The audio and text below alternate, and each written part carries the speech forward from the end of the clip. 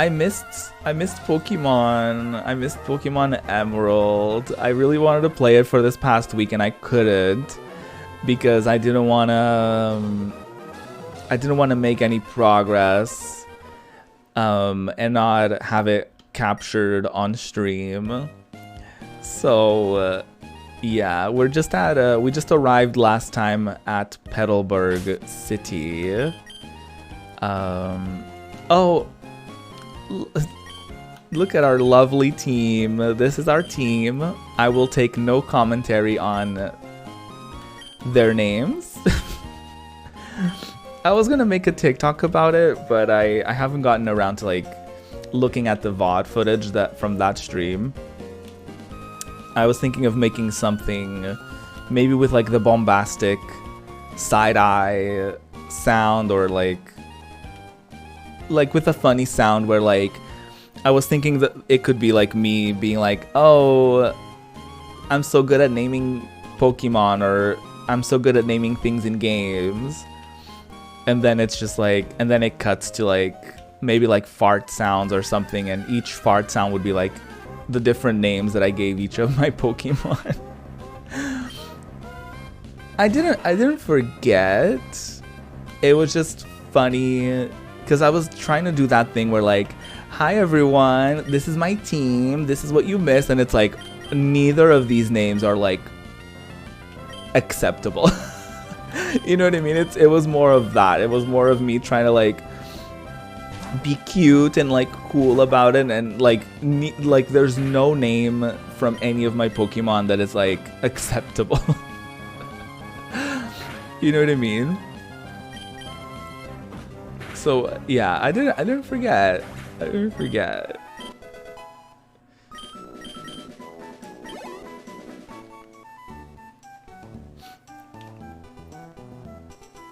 Neither of these names are in the Bible. That's a great way to put it. That's a really great way to put it.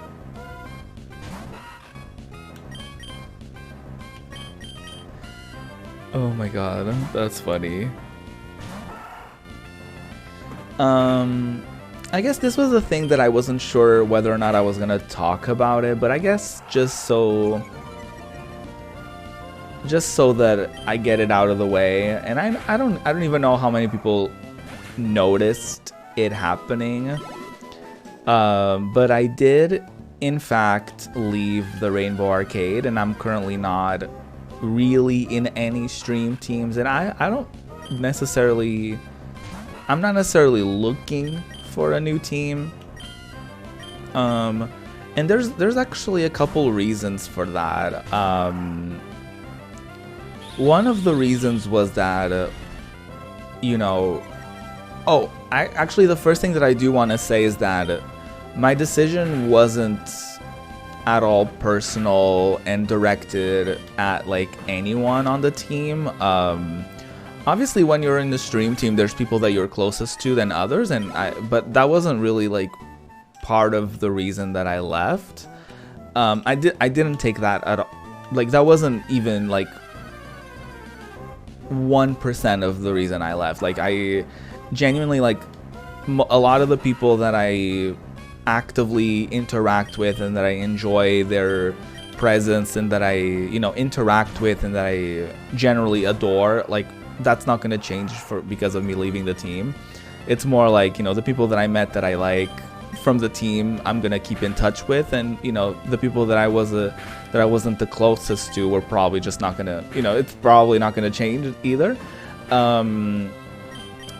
But one of the reasons why I did leave the team, and I'm just being very transparent with y'all, was that I joined the team at a time where like the team was really flourishing and everyone was very excited about it, and there was a lot of hype around the team and stuff. So obviously it meant a lot to me to be added to, you know, a team that at the time I feel like was considered like top, you know, probably the most relevant queer related Twitch team at the time. So it did really mean a lot to me to join, and it was certainly an experience that I you know, that I really, really enjoyed, you know, that process of like joining the team and getting to know people in it, and getting, you know, a warm welcome into the team, and, you know, seeing the excitement from the people that I already knew, and the people that joined alongside me and all that stuff. And it was very exciting. And, you know, we got to do, I remember we got to do some stuff that was like really cool. And I remember the team used to upload like all these different videos on socials, and we used to do like, I remember there was a year where we did panels and I got to be part of it. And it was like, I think my only time in the front page was because I was part of a panel that was in the Rainbow Arcade channel, and it was on the front page. So that was like that was also like a really good opportunity for me, and it was really nice to be part of. It was probably one of my first panels also, just in general. If not my first, I actually don't remember. But you know, being part of the team really, you know, means that at the time especially, there, you know, developers would reach out and send keys to the team. Publications would reach out to the team to, like, you know, interview some of the members, and I also got to be featured in a couple things because of that. So obviously, you know, I'm thankful for all of those things, but I also think it's I also don't think it's I don't think it's surprising to anyone, or I guess what I'm trying to say is, like, it's obvious for everyone that the team, I feel like it has kind of stopped being as active as we once were. You know, like, you don't really see many posts from the socials, you don't really see any events, you don't really see anything happening. So, you know, as we were reaching a point where we're like, okay, let's do a little bit of a rebrand, you know, especially through the pandemic and through a lot of people's personal business that I'm not going to air out, the team kind of ended up being in limbo because of a multitude of reasons. People getting busy, the pandemic and the consequences of the pandemic, a lot of different things happening. So there was a little bit of a restructuring of the team where, like, applications were open for people to join the leadership team and all that stuff, and I was one of the people that joined the leadership team. And I remember we had like a very honest and open communication line open with everyone on the team, where people, you know, we had a feedback channel, and everyone was like, this is what's been, you know, bothering me with the team, this is what needs to change and all this stuff. And I feel like very bluntly, from the time that I joined leadership up until now, I felt like we really didn't accomplish any of the things that the people on the team were hoping to see changed. And also, very honestly, I wasn't seeing that happening anytime soon either. There were just like a couple things behind the scenes with the founding members of the team not really giving away the ownership of the team, or even access to like the team's Twitch channel, for example. And I don't think the YouTube channel we also had access to. So there, we only really, as a leadership team, we only really had access to, like, I think the Twitter and the email. So there was just like, you know, I just felt like I didn't really have the power to do what I really wanted to do when I joined the leadership team, which was to, at the time, just create events and like create streams where like everyone would get together to like play games on the Rainbow Arcade channel and like all that stuff. And I just wasn't seeing that happening, and I wasn't really seeing. And again, I don't think it was for, I don't think there was a lack of like people wanting to do stuff. I think it was just a matter of like us actually getting together and actually having the access to do those things. And it got frustrating after a while, because it's like we don't really have the access to do all of this. So why are we, in my opinion, it was more of like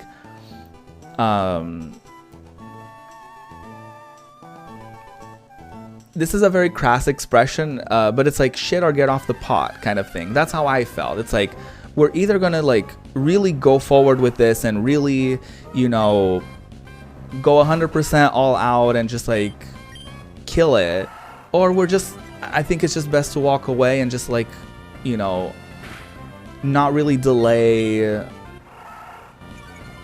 the inevitable, in my opinion, right? I do wish the team the best, and I do wish everyone in their like the best wishes, of course. And it would be, you know, I would be so happy to like, you know, see the team really flourishing. You know what I mean? Like I really hold no hard feelings about any of my experiences on the team, because I didn't really have any negative experiences on it. Like I said, of course there's people that you get along with better than others, and of course there's things that I wish were better about my experience, you know. But at the same time, it's like I joined the leadership for the purpose of like making content with the team and with the team's members and stuff like that, and that was just not happening for things outside of our control. You know what I mean? It's not like the people in the leadership positions were like, no, you can't do this, you can't do that. It's like we literally just don't have access to doing anything that we want. So it's like at that point, it's like, what am I doing here, right? Am I just gonna stay and just like, you know, take advantage of the opportunities that come our way? Or am I just gonna stay here and pretend that everything is fine? And like, you know, even giving the people hope that like, yeah, we're totally working on the rebrand and things are totally going forward. And, you know, we totally have plans moving forward, especially, I don't know if I'm supposed to say this, but especially as like the team is reached out to and asked about like, what are your future plans and what are you going to do? And it's like, from my experience of being on it, we couldn't even get it together enough to make a meeting to even talk about those goals, to even answer those questions, and to even answer those questions for ourselves and for our own teammates. So for me, it was like, why am I gonna stay in a situation where like I'm not gonna sit here and make it look like we're working on something or we're actively moving in a particular direction when we really weren't. Like, just being very blunt, like we just weren't. Like nothing was really happening. I would say like 70% of the team didn't really care about anything that was happening on the Discord, didn't really check the Discord, didn't really interact with anyone. There's still people on the team that I've never interacted with at all. And, you know, obviously nobody has to interact with anyone that they don't want to or anything like that. That's not the point. But I just feel like if I were to be a part of a Twitch team, it would have to be an experience where I would feel like, you know, the promises that were made were being fulfilled. And I feel like we're at a point, or, you know, from my experience, I left like last week, so I don't know how much would have changed within a week, but to me it was just a time where I was like, you know what, like this is not an environment where like we're actively growing or we're making, and I'm not even talking about me, my channel, or anything like that. Like just as a team, it's like, because I feel like if I was part of the team as like a team member and I wasn't in a leadership position, I would have just probably stayed and been like, okay, like I'm waiting for something to happen and I don't really have like a reason to leave. But I feel like because I was in a position where I was perceived as, and I feel like all of the leadership team was perceived as like, yeah, they're working on stuff and we're rebranding and we're definitely making this happen. And it's like, it's been months since I've been, you know what I mean? Like it's been months since I've been part of the leadership team, and we really, you know, I don't even know like if we did a singular post for like Women's History Month, Black History Month. I don't think we did anything for Pride last year. And you know, people were noticing that, and people were also leaving the team, and they were like getting demotivated from even being on the team, because it was like nothing is really happening. Like we have the name of like, you know, we have the name of the team, and you know, the kind of like a remainder of the relevancy that the team had. But you know, after I feel like also in between the team restructuring and all that stuff, there was also like the team email was unattended for several months, so the team actively lost on opportunities because of that. And there were just I genuinely do think that you know, if a lot of the members, and if most of the members, and even if the leadership team was like, you know what, let's create a new team with, you know, the same members, anyone who wants to come over can just transfer on over, and we're gonna have full access to do whatever we want, and we're gonna have full access to go forward as like, you know, a new team, I would have 100% done it, and I probably wouldn't even left, right? But we, you know, I felt like we were in a position where we couldn't, like I said, it was like you either shit or get off the pot, and I felt like I had to get off the pot. You know what I mean? Just being honest. And I don't know if this is gonna burn any bridges. I don't know if anyone is like, you know, gonna be upset about me saying all this stuff. But I feel like I'm also not saying anything that's like new. I feel like it's very clear to everyone that like the team isn't really doing anything. We haven't had an event in, I would say, maybe years. You know, so that's how I feel. So I left. You know, I guess what I'm trying to say is I stopped believing in what we were there for, right? I was like, okay, I had a purpose and I had a thing that I wanted to do, and it's like, okay, I haven't been able to do that for quite a long time now, so it's like, and I don't think we're gonna do it in the near future, so what's the point in staying? You know what I mean? And being associated with the fact that nothing was happening, it's like, you know, what were the members even thinking? Like, were members thinking like, oh, the leadership team isn't doing anything? You know what I mean? Like, I didn't want to be associated with all of that, of like, you know, because trust me, we all have the best of intentions to make stuff happen and to do things.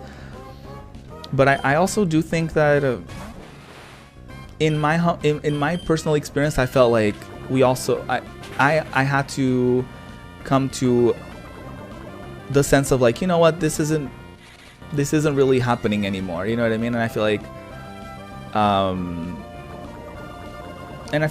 we also have to be okay with accepting when something has run its course. You know what I mean? I feel like there's a lot of very well-intentioned people on the team that are still trying to hold on, you know, to the name and to the, you know, the good old times and all that stuff. But I just think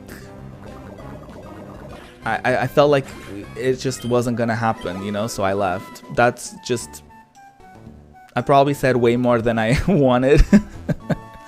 I said way more than I wanted.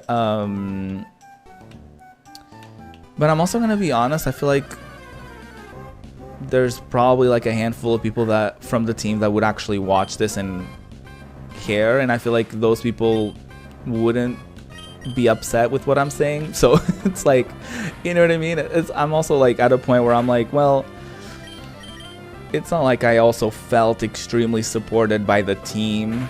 So it's like, as a whole, right? Like, of course, there's people that you've seen that are on the team or used to be on the team that pop up to the streams and they say hi and they support me. Of course, those people are not part of what I'm saying. But you know, it's whatever. If anyone happens to get upset with anything that I've said, or if I've shared too much, so be it. I just don't want to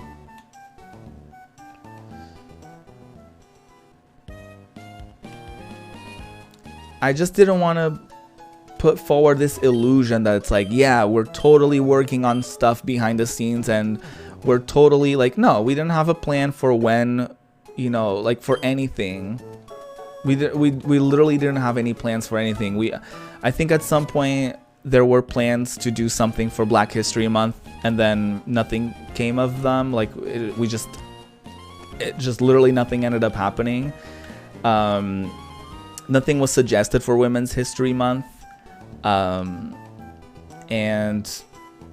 Pride is in a few months, and I wouldn't hold my breath on Pride on a Pride event either. So, you know, but it is what it is.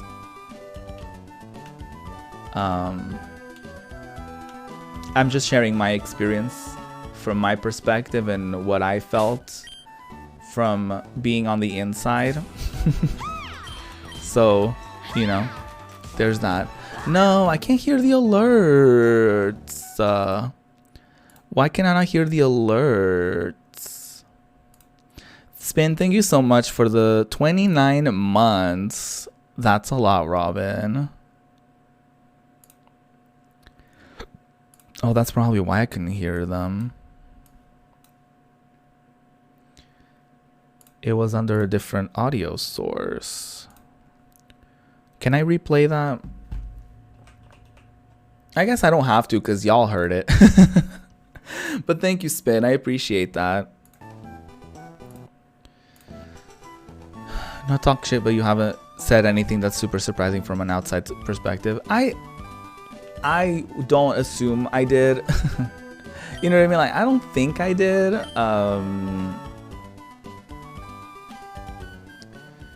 But yeah, the last drop for me was like the team getting contacted by a journalist to talk about, you know, future plans about the team, our mission, what we're up to, and what we're gonna do. And it's like, just honestly speaking, I felt like, how are y'all gonna sit here and talk about what we're gonna do when we literally don't have any plans?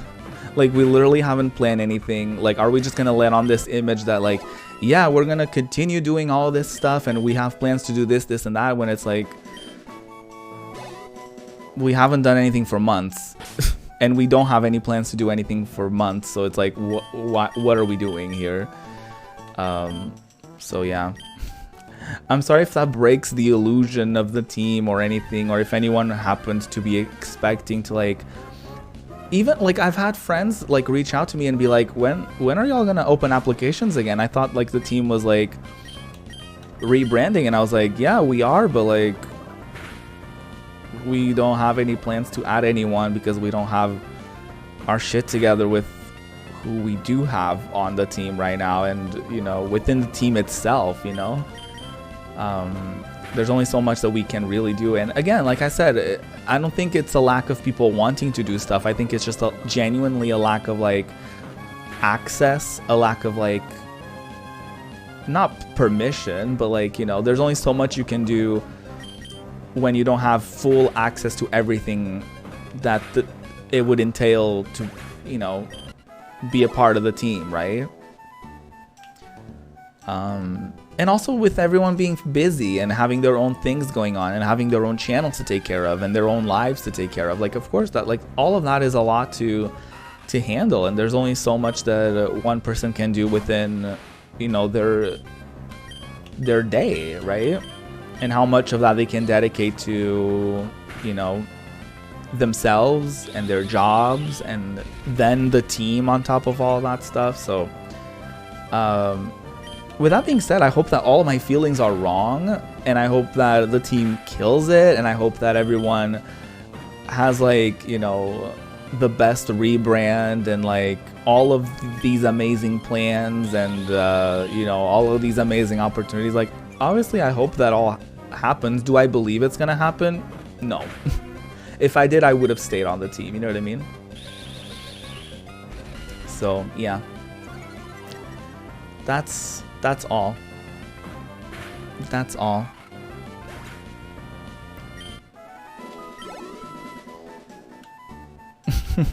Have my Bezos bucks. Thank you. I appreciate that. I appreciate that.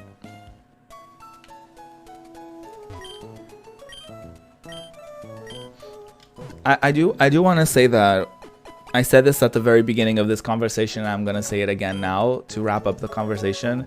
This isn't at all a reflection on any of the members of the team or any of the leadership team or anything like that, because like I said, we all did what we could. and what we have the availability for. You know, I think everyone is just genuinely trying their best, but I'm just not gonna stay and pretend that there's all of these things happening and going on and all these amazing opportunities and all of these empty promises, you know what I mean? So, yeah. I feel like there was something else that I wanted to... Oh yeah, I guess to kind of keep the conversation happening about like empty promises and stuff like that. There's been a little bit of a pop-up on Twitter about navigating opportunities in the online space and navigating, you know, shady practices and scams and all this stuff. Because every once in a while there's people that will pop up and they will have these posts like, you know, looking for streamers for this and that, or like tag your favorite insert identity streamer here, and then a bunch of people do, and then like either nobody gets reached out to, or maybe like 2 people get reached out to out of the, you know, hundreds or thousands of people that put themselves out there for those things, right? So yeah, there's been a little bit of a conversation as people pop up from like, you know, claiming to be part of agencies and claiming to be part of all of these different things and promising all of these different opportunities and stuff like that, and then people, you know, earnestly, you know, reach out and they're like, hey, I'm here, I would love to be a part of this, and then people are like, and then nothing ever kind of comes of it, you know what I mean? So yeah, be careful out there, you know, don't be afraid of asking questions, and also don't be afraid of asking your peers, like, did you get reached out to? How much did they offer you for that? Like, don't be afraid of like sharing that kind of information with like your peers, because sometimes people get lowballed in a lot of those situations. People get like, you know, I guess people's desperation, and not even desperation, but like people's wants for like opportunities and stuff, like there's a lot of room to get taken advantage of in this space where people will be like, yeah, I'm looking for streamers who do this and that, and then a bunch of people apply and then you never hear stuff from that, you know? There's always the exceptions. There's always the you know, the agencies that you think aren't doing anything, and then behind the scenes they are actually doing stuff, but they don't really, it's not really like that much of a public information. But it's also like, what do you do in a position where like you're actively looking for opportunities and you need opportunities, and maybe you even rely on some opportunities, and then you want to say that you put yourself out there and that you tried, but at the same time it's like, how do you know if it's a genuine opportunity or if it's like engagement farming? Yeah, like Spin said, like a lot of it feels like, you know, because it's like, for example, if I was a talent, you know, agency and I was like, oh, I'm looking for queer streamers, like before I would put something on Twitter, I probably would have like just literally looked up the LGBTQIA+ tag on Twitter, not on Twitter, on Twitch, and I would have found streamers like that rather than having this. But again, you get more engagement, right? And you garner more interest for this thing and hype for a thing if you put something on Twitter and you're just like, I'm looking for people who do this and that, and then everyone just like runs to that post and, you know, tags their friends and all that stuff. Ultimately, they're probably just gonna go with the people with the most numbers, and this is not me being a pessimist. It's literally just me being a part of an industry and knowing how that industry operates. There's even opportunities that depending on your numbers, some people get a paid opportunity, some people get like a free code, and some people get nothing, you know what I mean? So it's like, I've seen situations where like someone gets a game for free and that's it, and someone gets literally paid to play that game. You know what I mean? So it's like everyone likes to talk about how numbers aren't important and how numbers aren't everything, but at the same time in this industry they kind of are everything. Because if 100 people apply for this one opportunity and they're looking and they only have 10 spots to pay someone to do a thing, they're probably going to pay the 10 people that have the most followers, or the 10 people that have the most engaging audiences, or the 10 people that have the most, you know, average viewership, like whatever metrics that they're going to go by. It makes perfect sense for them to do that. I'm not saying that they shouldn't. But we shouldn't also stay here and be like, yeah, the numbers don't matter, apply for everything anyway, when they do matter, you know? They do. Because people are not going to put money behind you if they don't think that they're going to make that money back from you. Or from your community, you know what I mean? So if it's like, if they see that you have like a single digit average, which I do have, they're not going to go to you to be like, yeah, you're definitely going to be the one to promote our game. Like, no. They're going to go for the people that have hundreds and thousands of views. And that they know that they get, you know, good, you know, that they get a lot of subscribers, for example, or that that person sells a lot of merch or whatever, you know? I feel like it's fairly obvious, but I think sometimes in industry panels and stuff like that, people, even from the industry itself, I think it's pretty to say like, oh, numbers don't matter, don't worry about that. But it's like, no, they do matter. Like, let's not kid ourselves here. Like, when y'all go through everyone who applies for a thing, y'all are clicking on the ones that have a little check mark next to their name. Y'all are clicking on the ones that, you know, have specific numbers associated with their account. Like, let's not, you know, kid ourselves here and be like, yeah, the numbers are irrelevant. Like, no, they're not.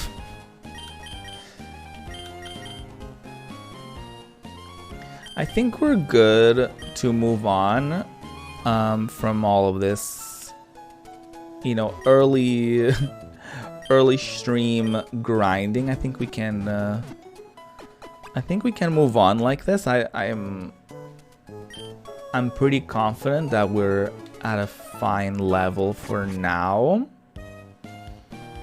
I hope I'm not wrong. But if I am, then, you know, it is what it is. I am going to take a short little break. So go. All right, welcome back, y'all. Welcome, welcome. So we did a bit of grinding. We got to Petalburg City, and I think now we can do a little bit of an exploration moment, and we can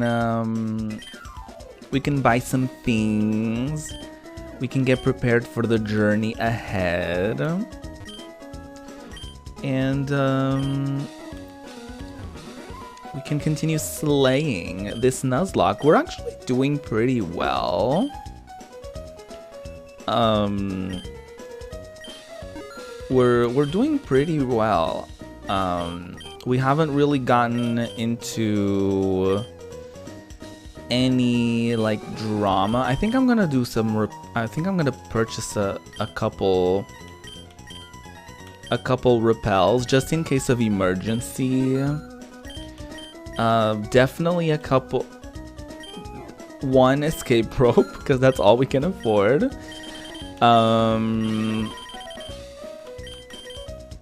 And I think that's gonna be it for now. I think we've been pretty good at our item management of it all. I do want to say sorry if, you know, these last couple topics of conversation were a little like, I guess, negative and like kind of like, I guess, bad vibes, but there were just a couple things that I wanted to talk about that are just like, it's just very like, you know, just hashtag real talk about a couple situations that I kind of, you know, experienced in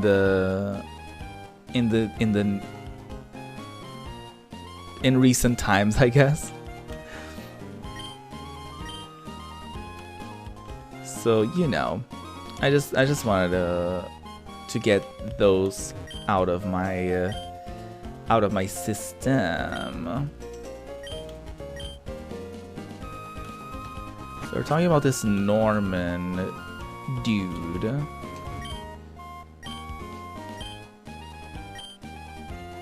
They really wanted to make a point that, like, yeah, look at this graphics. Like you can see yourself in the water. Like, technology, don't you love it?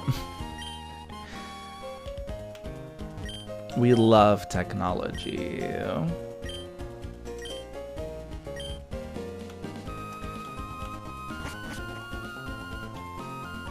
We love technology.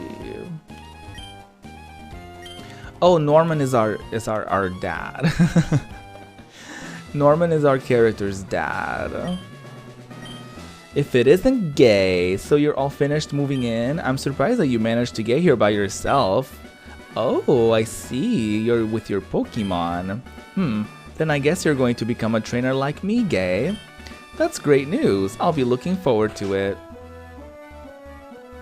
I'd like to get a Pokemon, please. Hello, gay. Hey, P-Diddle, good to see you.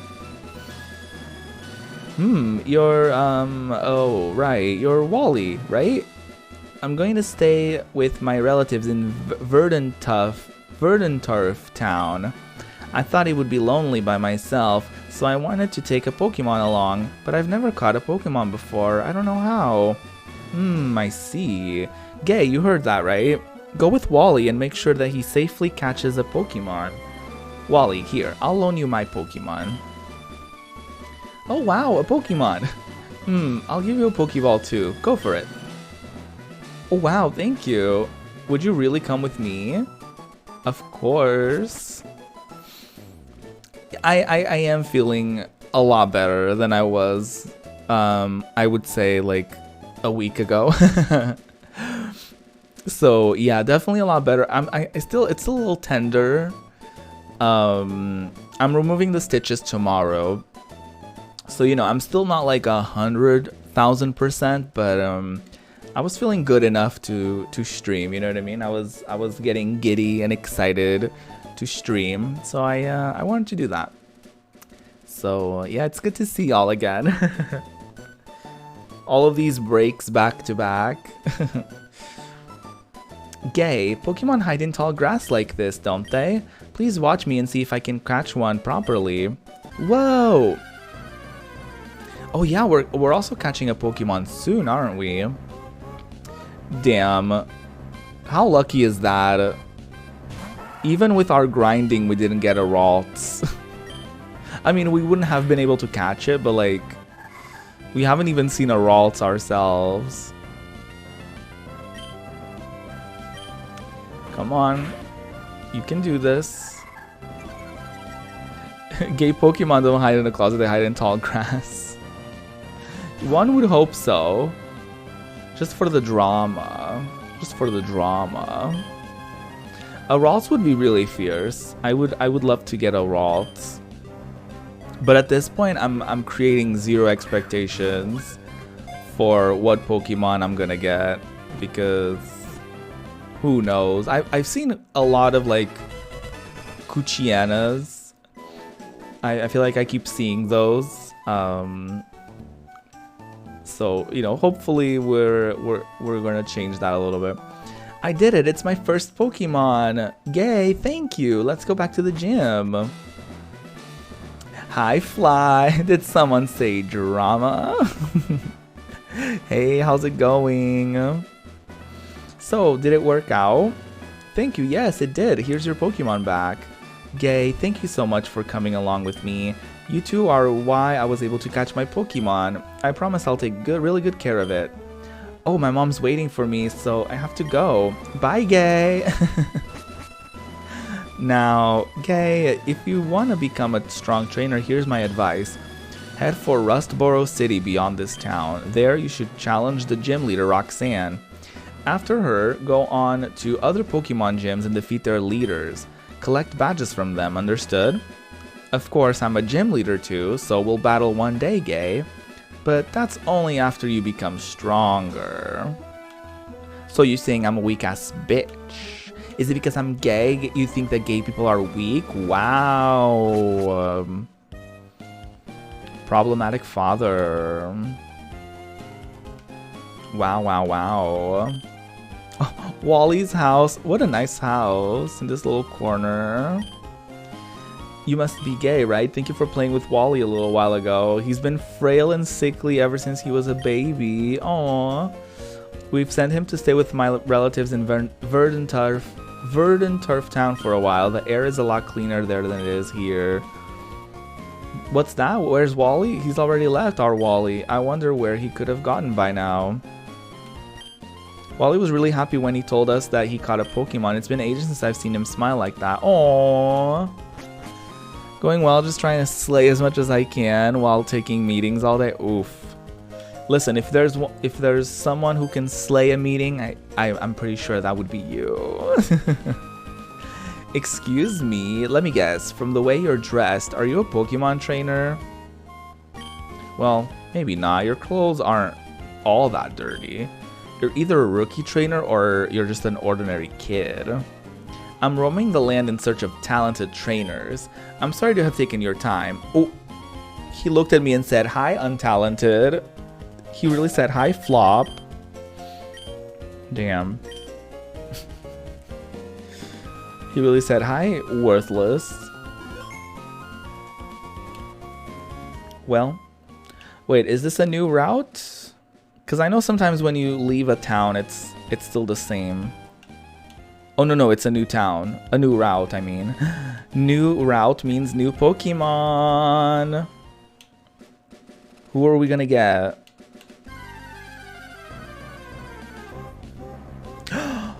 A Meryl. I love Meryl. Oh my god.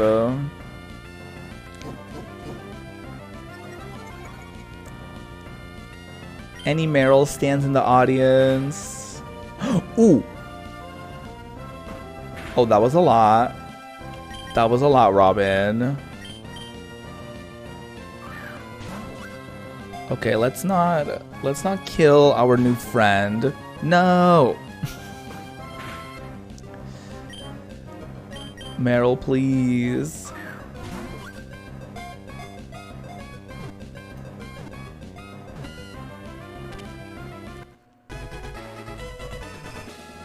We did it, Joe. An Aqua Mouse Pokemon. Its body is covered with water repellent fur. Because of the fur, it can swim through water at high speed without being slowed by the water's resistance. Yes, we are gonna rename it.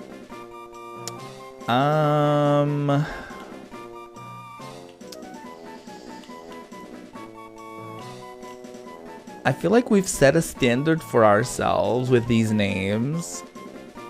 And now I don't know how to keep that up. Especially with Meryl. Meryl is such a cutie.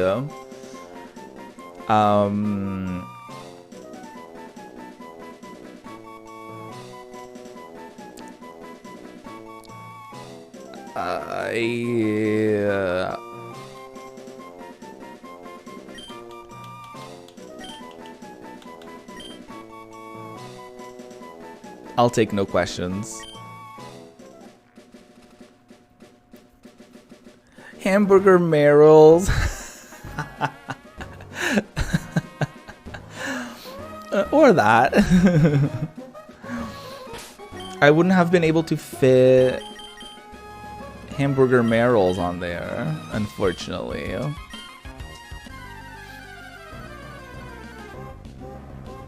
I kind of wanted to get out of that tall grass because I wanted to go to the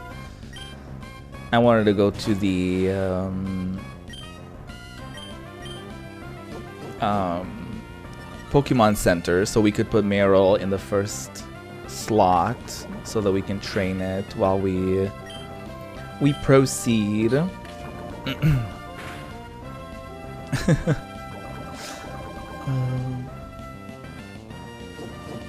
My initial name that I was gonna give it was Wet, and then I was like, that's not enough. And then I remembered Wop, so I was like, oh yeah, it's a water Pokemon. Makes sense, of course.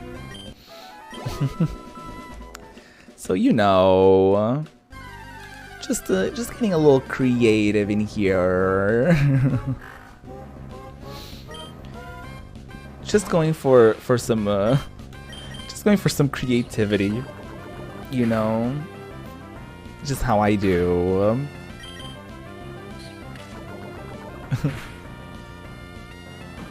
Oh my god. Thank you for this very chill like time, y'all. I really do appreciate it. This game is definitely very like chill, and we get a lot of time to just like chat and just like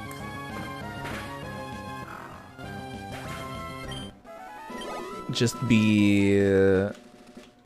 have a little like corner on the internet where we can just kind of have a good old time without having to do the most, you know. Also not doing the least, I guess, but but you know, also not doing the most. Totally follow you there. The appropriate name, yes. I was just gonna go with Wet because I wasn't sure the direction I was gonna go in, and I feel like Wet would have been a fine name, but you know, we needed to take it a step further. We need to take it a step further. Are there trainers here? Am I gonna fight? I think I'm gonna fight. This also should give me a good,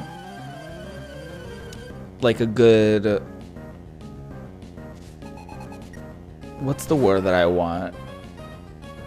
Like, this should tell me roughly the level range of the Pokemon that I should be expecting here, if that makes sense. So, yeah.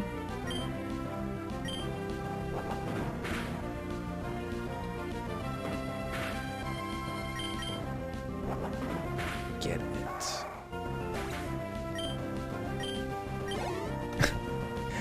I still can't believe I was rotted enough to name this poor Zigzagoon Gudenbader. I really...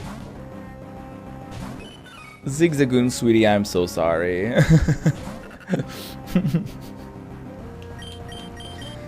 Zigzagoon, sweetie, I am so sorry.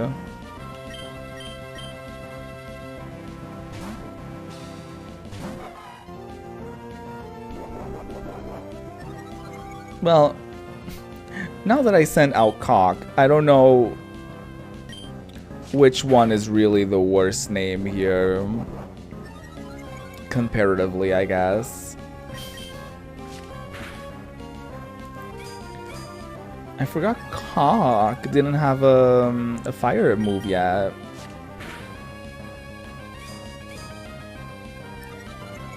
So there's that. Y'all, I was running out of storage. I was just sitting here. I was just sitting here. I didn't actually need to go to the bathroom. I know, I was watching it.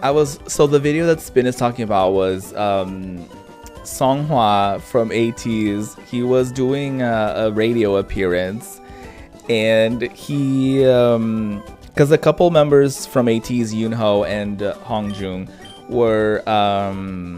are the hosts of this radio show called Idol Radio, and they had their besties come on the show. So they had Mingi and Songhua come on the show to kind of do like a besties episode where, like, you know, they did like a lot of different, like, you know, questionnaires and stuff like that. It was cute. And then Songhua had a dance that he wanted to share, and I think he's been on a little bit of an Animal Crossing kick because he did the Animal Crossing dance, and what wasn't in that clip spin was that he ended up doing like almost like a choreography with like all the different, like a few different like Animal Crossing animations. So one of them was like him jumping in place. He was like doing all these different like Animal Crossing animations, and I was like screaming. It was the cutest thing. And even that in that clip that I sent you, that little avatar was actually his avatar from Animal Crossing, because he actually found like fan-made outfits from like, you know, their different eras. So he actually dressed up his little character in that, and he was actually singing along with like for the song, and as the little character was doing the dance. So he's so cute. He also did a Lego stream, and then at the end, after he was done building his little figure, he did like the Animal Crossing thing, like where like they reach out their arm and like they do the show off animation. It was so cute. So needless to say, he's in a little bit of an Animal Crossing kick, and I love to see it. I know, how could I lie? It was technically not a lie.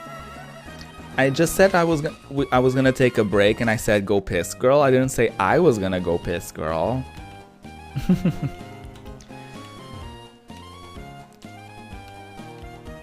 Go piss, girl is a state of mind. Go piss, girl is a state of mind. I think the Pokemon developer talked about how, because in one game they placed one item inside of one thing, it fundamentally changed the way that people played Pokemon games, because then in situations like this, they just look everywhere for items, and most of the time there aren't any items in places. But because that one developer decided to put one item inside of a thing once, everyone that played Pokemon from that point onwards has started checking like all the pots, all of the trash cans, all of the things. And it's very interesting how like the decision that one person makes fundamentally changes the way that so many people played Pokemon, you know, from that point on. But that's game design, you know what I mean? Like if you teach the player that they can find items in trash cans, you better trust and believe that they're gonna look in every single trash can to potentially find an item in there. That's just game design, you know what I mean? Not you're a hypocrite, no.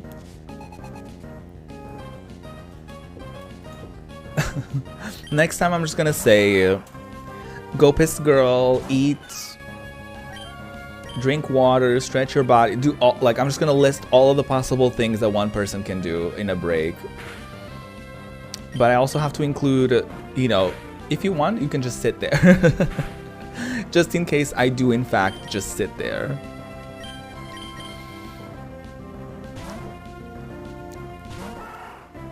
Miss Lady Cindy was very slayful.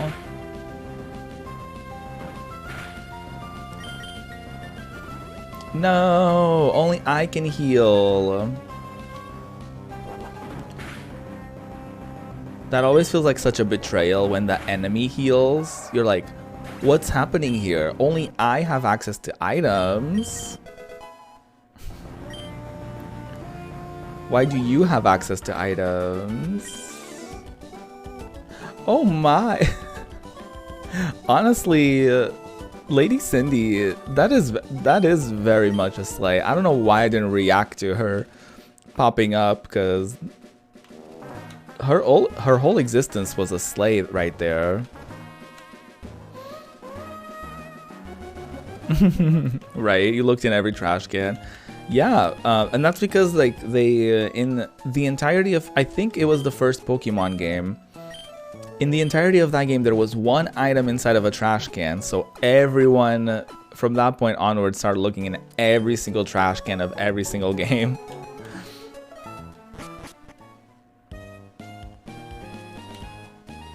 When you're battling one of those rich children, they keep using hyper potion. I know, right? Like, where the hell did she get a full restore? Like, we don't even have access to that. I wonder if the Pokemon, I wonder if the Pokemart is just like, they scan your like profile, and depending on like, you know how like at the airport they scan your boarding pass before you make any purchases?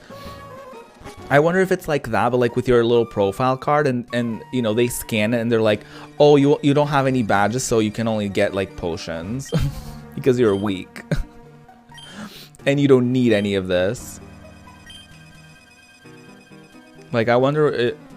Oh wait, new Pokemon, right? This is like a new location, right? Yeah, this counts as a new location. 2 Pokemon back to back.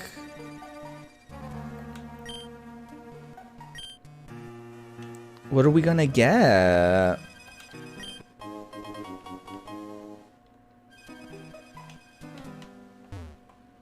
Wait, let me check this first.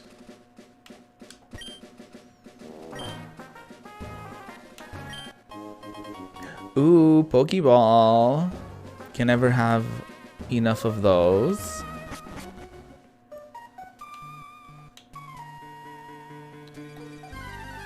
Okay, let's see.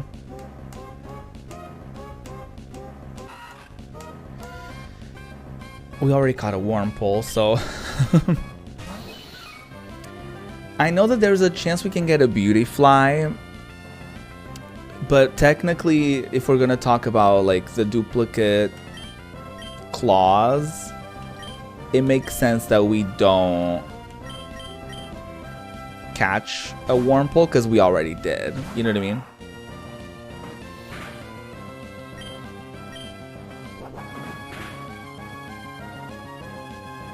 I also didn't react, but we're oh my god, I forget what's the name of the evolution that we're gonna get. It's not Beautyfly, it's the other one. I don't remember what it was.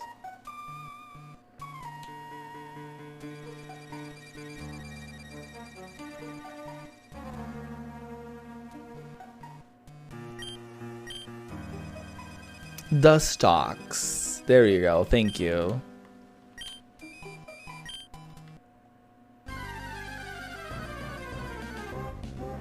Here's the thing. If I find like, if I find the cocoon that evolves into a Beautyfly, I'll catch that. But if I don't, I'm not gonna go out of my way. I'm not gonna catch a Wurmple and just potentially waste time. You know what I mean? Because technically that would be a new Pokemon, and this isn't. So that's my logic behind that.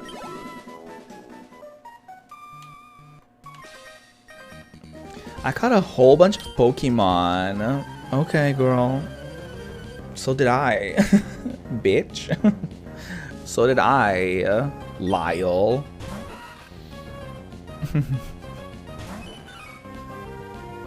Oh, we're good. We don't have to switch.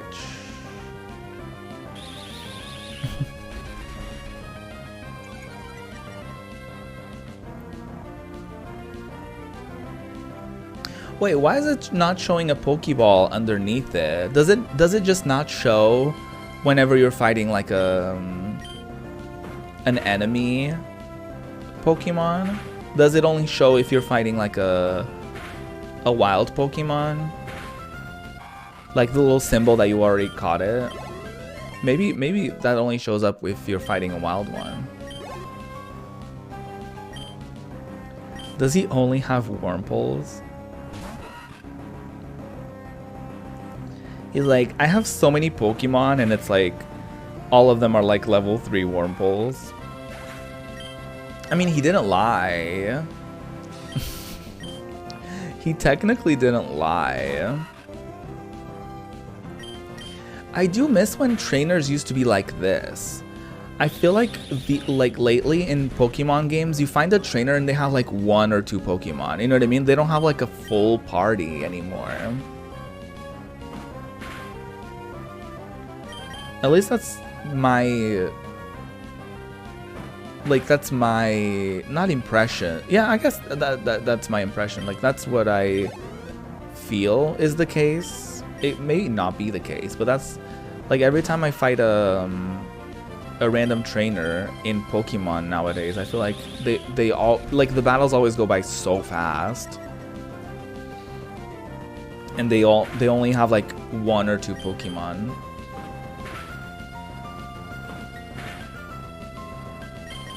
But I really have been having a little bit of a Pokemon itch. I've really been feeling like playing Pokemon. And I couldn't because I really wanted to save it for the stream. But alas.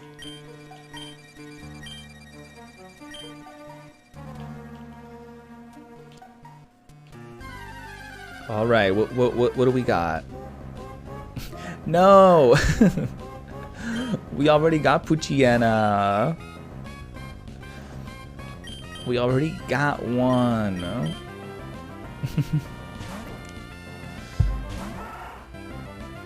I wonder like what other Pokemon we could even get here. I guess there has to be a different one that we could get.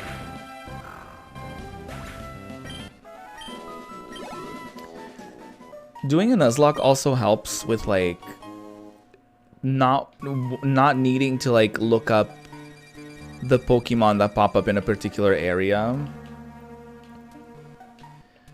because then you know what I mean, like you always find that one Pokemon.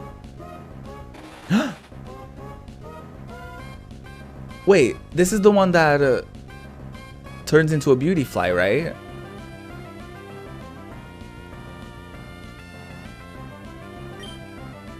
Yeah, because it doesn't say that I have it already.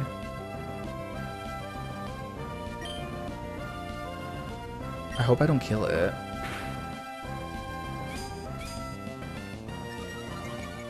This is the correct one, right, y'all? Yeah. It's a different... Yeah, I have a Cascoon. Yeah. Ooh, okay, we're gonna get a Beautyfly.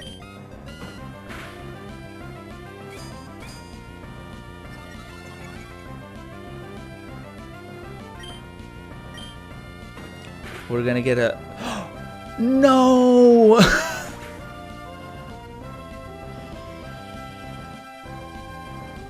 Not the critical hit. Well, I guess we're not getting a Pokemon. I guess we're not getting a Beautyfly, actually. Wop said, absolutely not. Not on my watch. God damn. Well. Well, shit.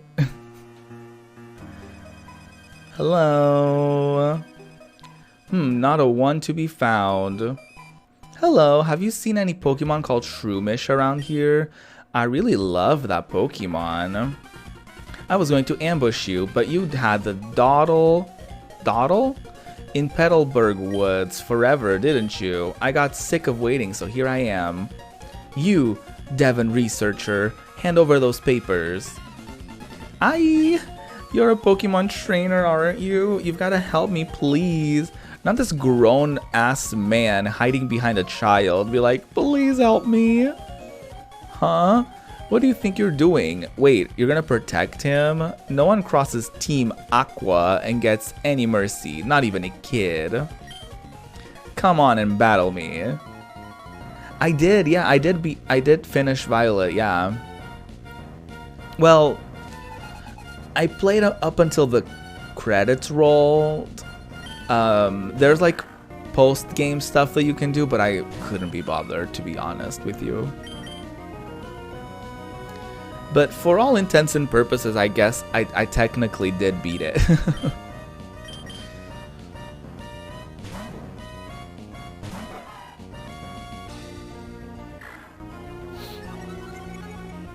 We might want to level up a little bit, because the enemies are displaying level 9s, and we're level 9.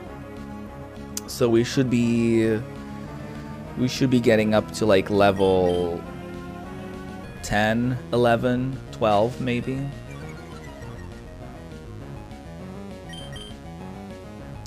Oh my god.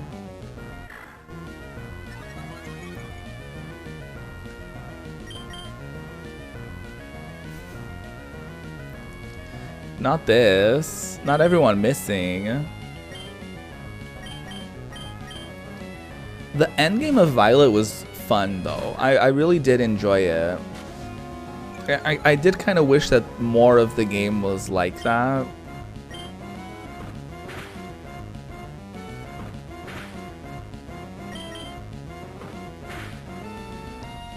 I much preferred Violet over Sword and Shield for sure. I did think it was definitely a big improvement.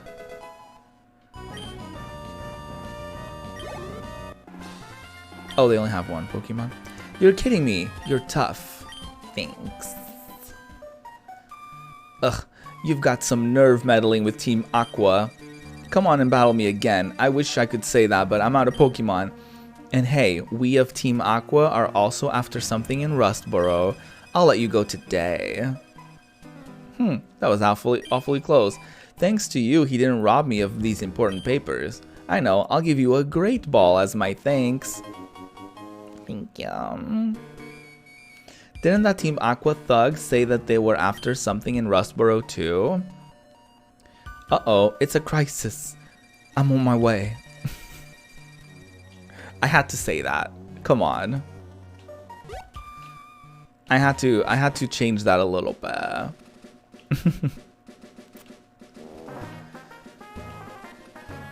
We did get into a little bit of a close call there. Everyone is still standing though, so that's good. I was thinking instead of releasing my Pokemon, I could do some sort of like graveyard on the like a graveyard box kind of thing, so that we can kind of look back on it later and be like, oh my god, all of our fallen warriors. You know what I mean? I think that could be cute.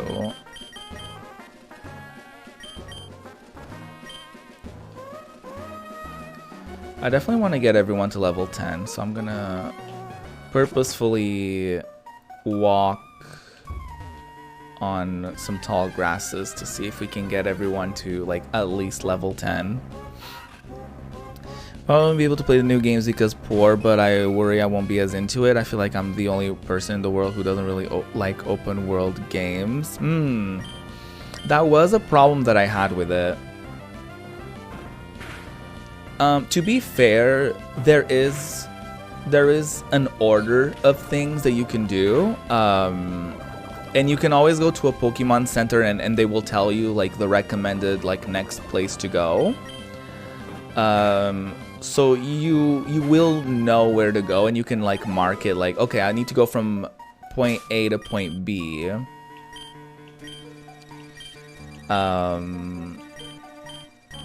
But there is also a chance that you're gonna, you know, get distracted on the way, which happened a lot to me.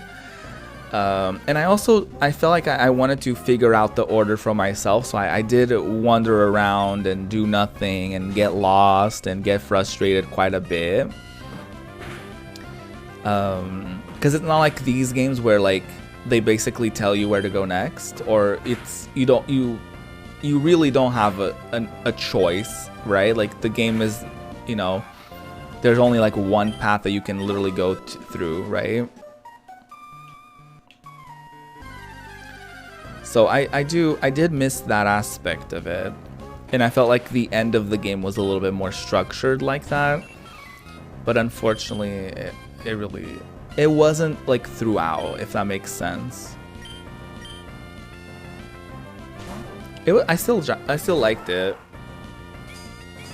And also, I know that Legends of Arceus wasn't really open world. It was like there were like these little hub areas that you had access to and had specific objectives in, but it wasn't like fully open world the same way that Violet was.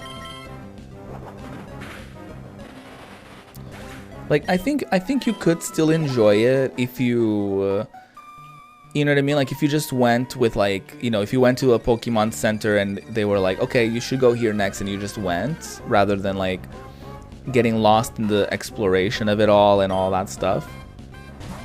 But at the same time, I can see how it just doesn't look appealing, because looking at it, you're just like, oh, it's an open world game, you know what I mean?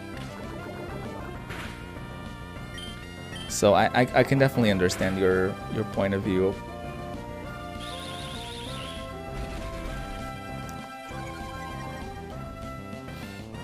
I'm excited for Cassette Beasts. That one looked really fun. We played the demo at some point. It's basically it's like this very interesting Pokemon-esque type of game where you have all these different cassettes and all these different creatures. I think you can also do fusions and stuff like that. I forget.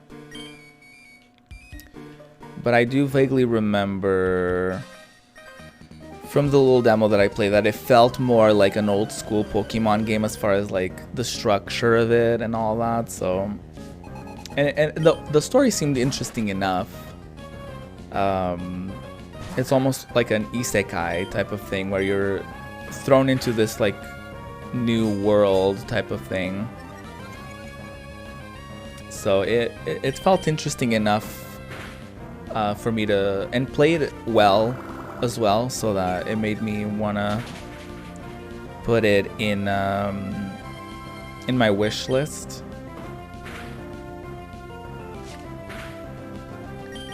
Oh, an Inkata. We haven't come across any yet.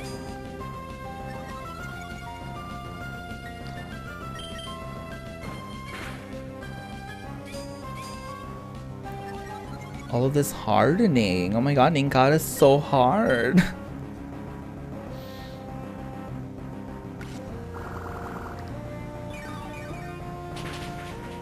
Ooh, okay. Let's get Coochie out of there, please. Should probably just send out... Should just send out Conk. And just burn it down.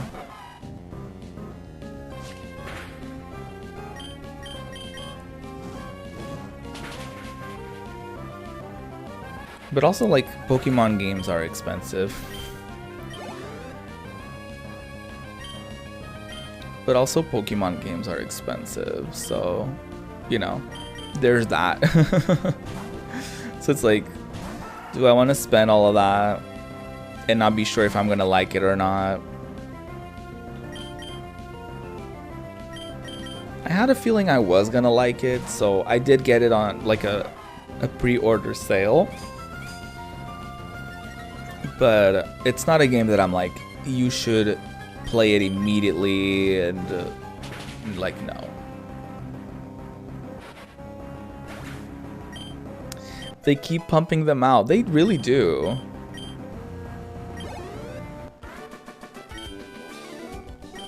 They haven't I mean, they're releasing DLC, right? So it's not like they're, you know, crossing I was gonna say crossing their legs.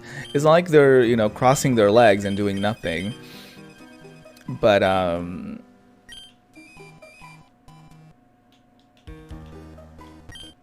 mean, maybe they are gonna release like maybe I feel like they're gonna release stuff for like the Game Boy and Game Boy Advance, like Nintendo Online things. I feel like that's gonna be a thing. Okay, this is also technically Route 104, so technically we can't catch a Pokemon here either.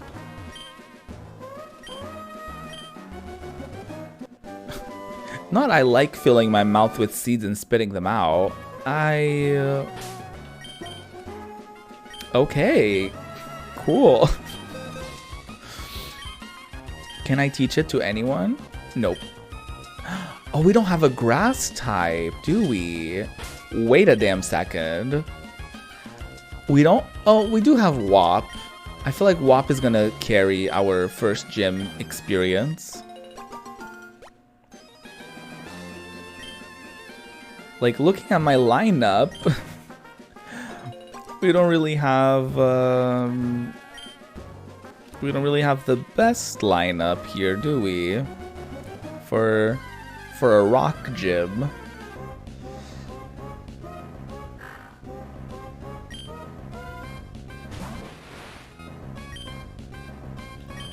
Games in general are just they're starting to normalize the $70 price point, and I do not like it.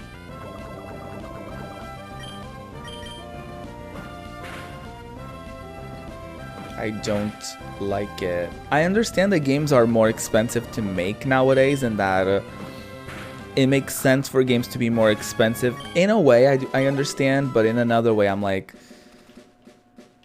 it's not like y'all are paying the developers better.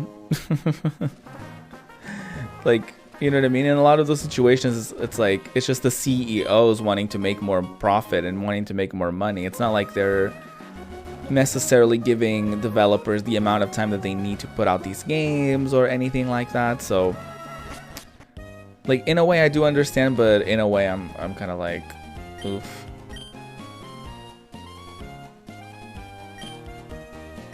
Gay, that's a nice name. Would you like to learn more about berries? Sure.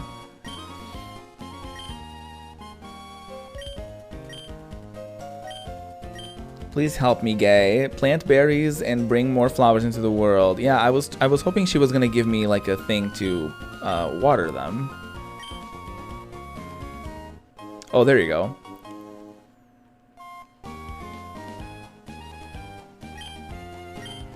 If you don't pick berries for a while, they'll drop off to the ground. They'll sprout again. Isn't that awesome?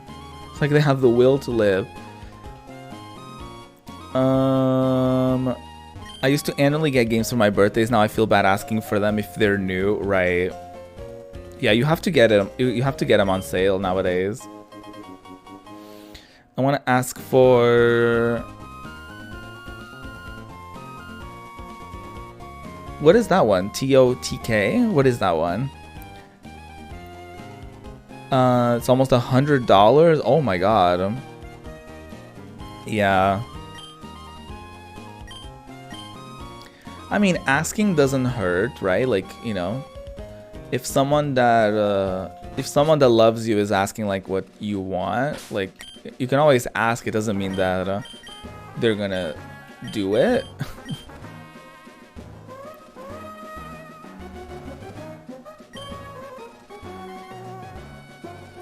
Oh, Tears of the Kingdom. When people ask me what I want, I always give them options that range in different like price ranges. So that they can, you know, so that I'll be happy with whatever I get. And, you know, they also don't feel like they have to... I mean, I would assume that a friend of mine would, and a loved one of mine wouldn't feel pressured because, you know, they would know that I would be happy with whatever. Or that I don't have, like, you know, a sense of, like, entitlement about gifts and stuff like that. So, you know. Yes, I agree with that. I was gonna get to that too. Like, we've normalized triple A games being like $70 or $80. Maybe not 80, but $70 definitely has been normalized. But God forbid an indie game costs more than like $10.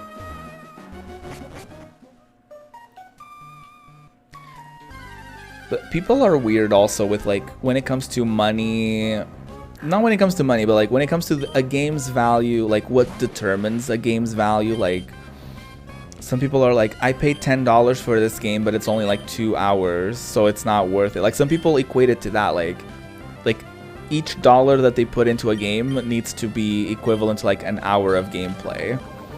So it's like they won't be paying for like a AAA game that costs $70 unless they know that the game is like 100 hours or something like that. You know what I mean? And I get it, like everyone finds different value in different games, but honestly nowadays I'm like, if you tell me a game is gonna take 100 hours to beat, I'm like, maybe I won't play that. You know what I mean? Like, I know we kind of stopped playing Persona 4 on stream, but even outside of stream, I'm kind of like, do I want to continue it? I mean, obviously there's the, I wouldn't say guilt, but there's the element of like, what if I play it on stream again kind of thing. Like, there's always that. But most of it is like, do I want to get into all of that? Because it definitely feels like a really big commitment. Yeah,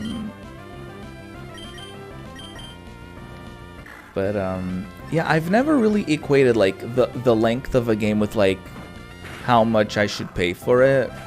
But I also totally understand that, you know, if someone is going to spend $70 on a game, that they want to get as much out of it as possible. Like, I totally get that. You know what I mean? It's just weird whenever like people make reviews for those games and they're like, well, this game sucks because I paid $70 and it was like 10 hours long or 20 hours long. You know what I mean? Not to mention the people that like fully beat games and they're like, I'm gonna ask for a refund because I technically didn't play, like I technically played a low enough amount of hours that I can justify getting a refund. Like, that is wild to me, and it only fucks up the indies. It only fucks up the indies at the end of the day. So, you know.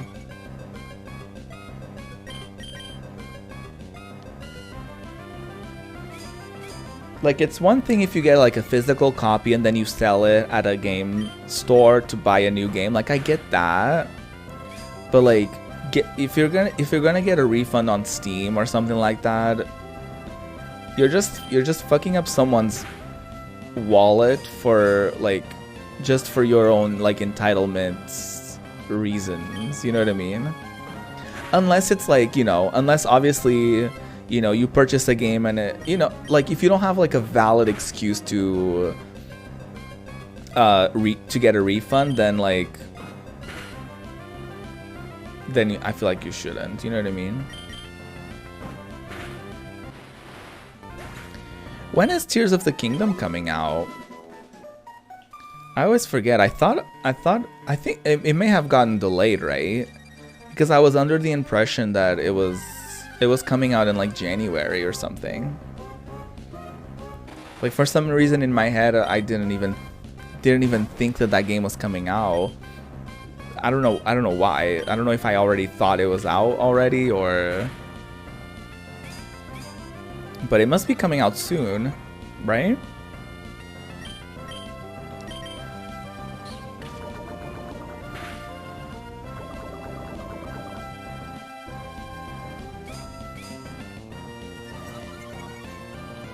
Oh, May.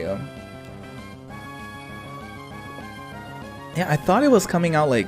I mean, I know that May is technically still pretty early on into the year. Well, not really. I guess May is almost halfway through the year, but in my head, I thought the game was coming out like very, very early in the year. Less than 50 days. Ooh.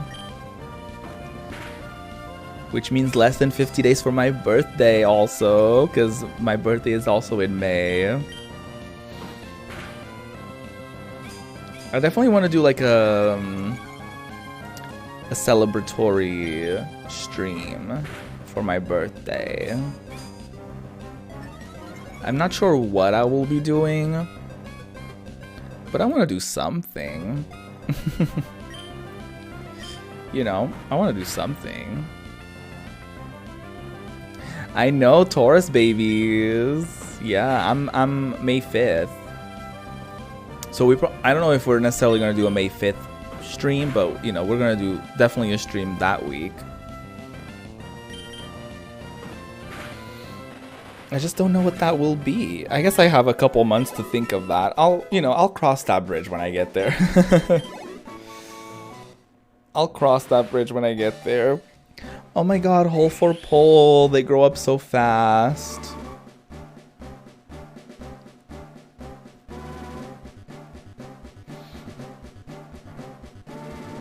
Oh my god, look at our hole for pole. A full-on Dustox. Confusion is actually really good for us to have right now.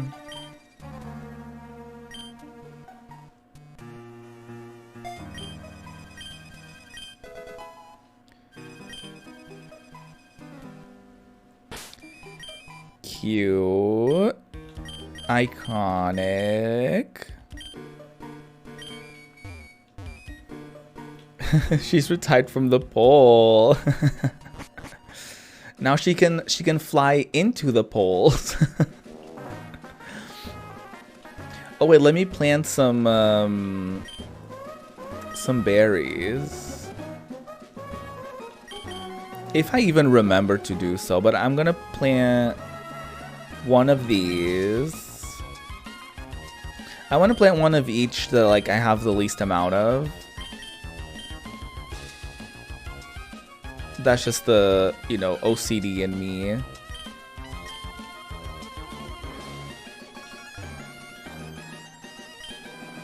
Because I can't make... Oh, I guess I can do one of each. I guess I can do like one. We don't need like more ore and berries though. I'll do another cherry.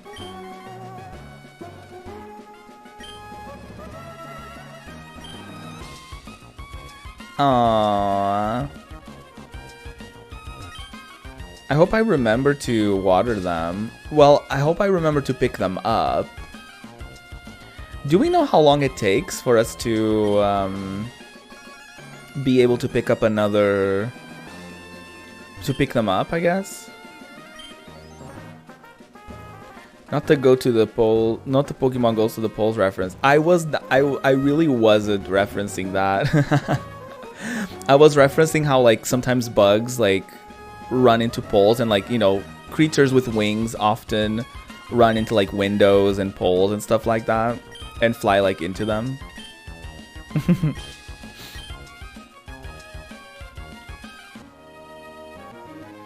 Oh sure, I'll accept your challenge. I have a lot of money. What does that have to do with anything? Not rich boy Winston. Not this. Not the rich boy. I'm so excited, y'all, to get the stitches out of my... out of my moof. It is very trippy. I know this is kind of gross, but it's also very trippy to see someone stitching you up, because obviously I wasn't like put under, so I literally could see, you know, the string coming all the way up, and I was like, oh god.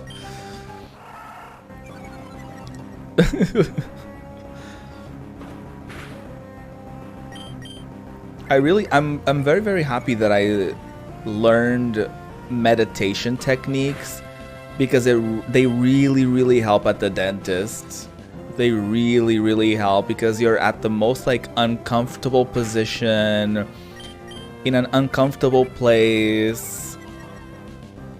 You know, you see all of these instruments and all of these things, you know, a lot of different things happening in your mouth, a lot of different sounds, a lot of different, you know what I mean? It's just a lot.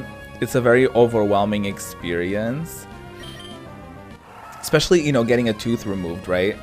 So I was very happy that I learned some techniques. No!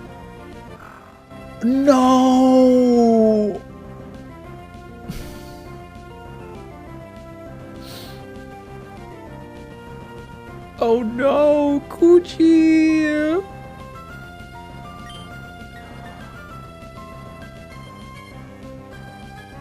Oh no! Our first death! Not this! Not the death by Zigzagoon! Not this fucking critical hit. I am so upset. Y'all, I'm gonna take a break. I'm gonna take a break. I need to recover from this. This was so fucking rude. Welcome back. We just experienced our first death. I shouldn't laugh, but we did. Coochie is gone.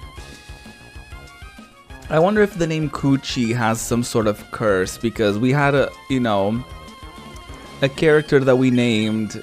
There's a very infamous video game death, and I ended up naming that character Coochie.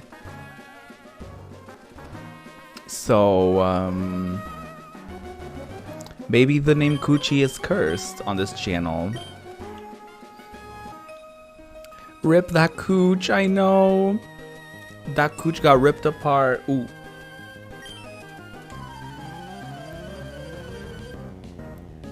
I don't know about that sentence.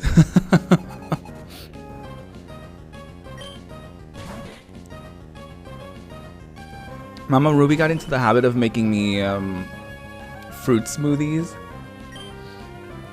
because obviously I couldn't really chew for a few days. And even when I could, like nowadays I can, but it's like I try not to chew anything on the left side of my mouth.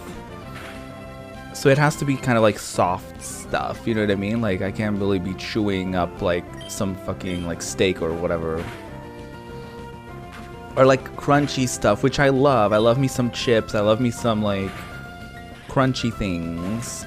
And I can't really partake into any of the crunch and munch. But I will soon, okay?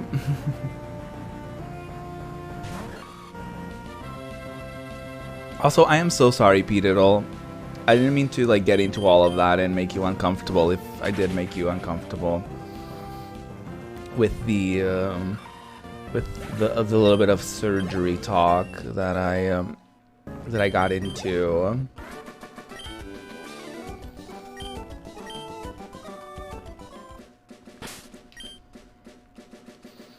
It's lovely. It has strawberry in it. It's lovely. Sorry, I'm always like the inside of my mouth feels weird for obvious reasons. So every once in a while I just get overwhelmed by it. Sometimes it's just like I just kind of hyper fixate on it.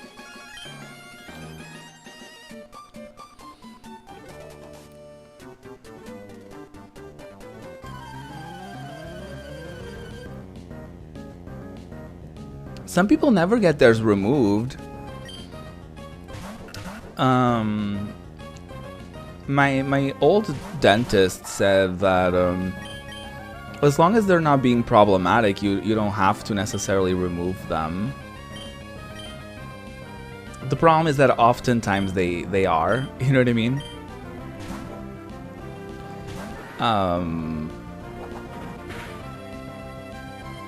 But yeah, because I hadn't gone to the dentist in years, right? So I decided to go to like a new dentist and start from scratch kind of thing. She took a look at my mouth and she was like, oh, because it's so far back, you can't clean it properly either. So you have a cavity in it. So that's why I did have to get it removed, because it was, you know, rotting. So yeah. I still have to remove my both of mine on the right side, but I'm delaying that. I am delaying that appointment as much as I fucking can. Until I completely forget how much I struggled this time around.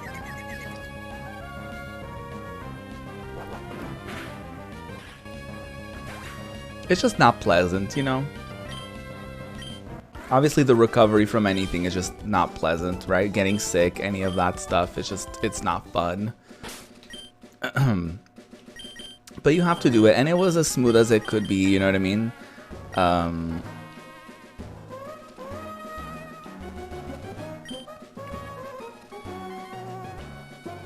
So there's also that. Oh, what is this? Ooh, some cherry berries.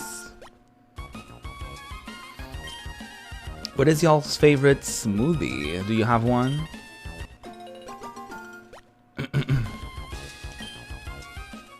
Like a go-to of yours whenever you get them at the shop?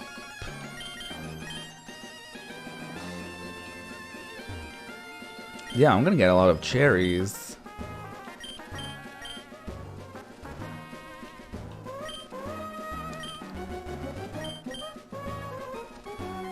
It is kind of funny how they call it petcha. Petcha berry. Just say peach.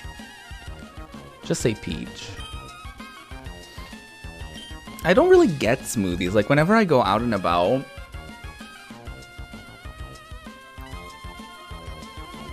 I don't really get smoothies. I usually, honestly, a lot of times I go for like,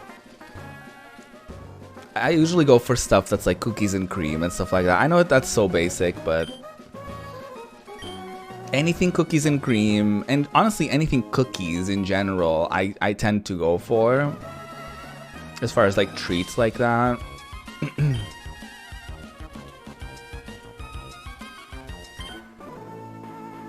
Oh, the water Pokemon expert, okay. There used to be a smoothie place near me that did a peanut butter smoothie and it was so good, but they shut down. Oh no!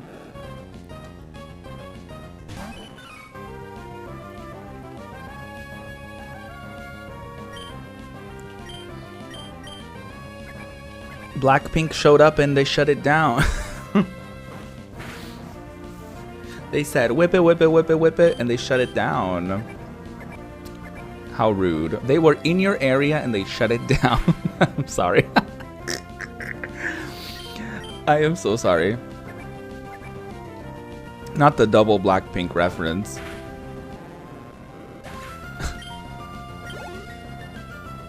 Y'all, did y'all see... This is probably a little niche. But did y'all see the Twice girly that wore a QAnon shirt on like a televised performance? And people were like, you know, yeah. And then people were like, I mean, I understand how a Korean stylist would see a crop top of a QAnon shirt and not understand the context of it. They would just see, like, you know, an American flag. So, but then people were like, oh no, this doesn't sound like a coincidence. Here's a photo that I think she fully posted it, and she got seen. Yes, I'm getting to it, P. Diddle. Yes. I don't think it's a coincidence that that's the same girl that wore a shirt that had a swastika on it. And people were like, wait, what? And they were like, oh yeah, she wore it like no pun intended, she wore it twice. And one of the times she covered the artwork, so you couldn't really see, you know, the swastika. But you could, like, she fully wore it, like, in New York without covering it up. And people were like, interesting. And then apparently she did a thing where she talked about her ideal type, and it was like a blonde white man, and people were like, all the pieces are coming together and I don't like what I'm seeing. God.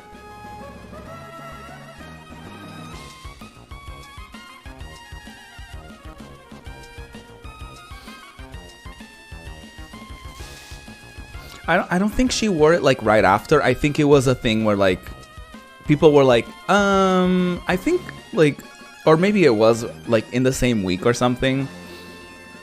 And people were like, I don't think this is a coincidence. Oh God. It reminds me of how ignorant and privileged these people can be.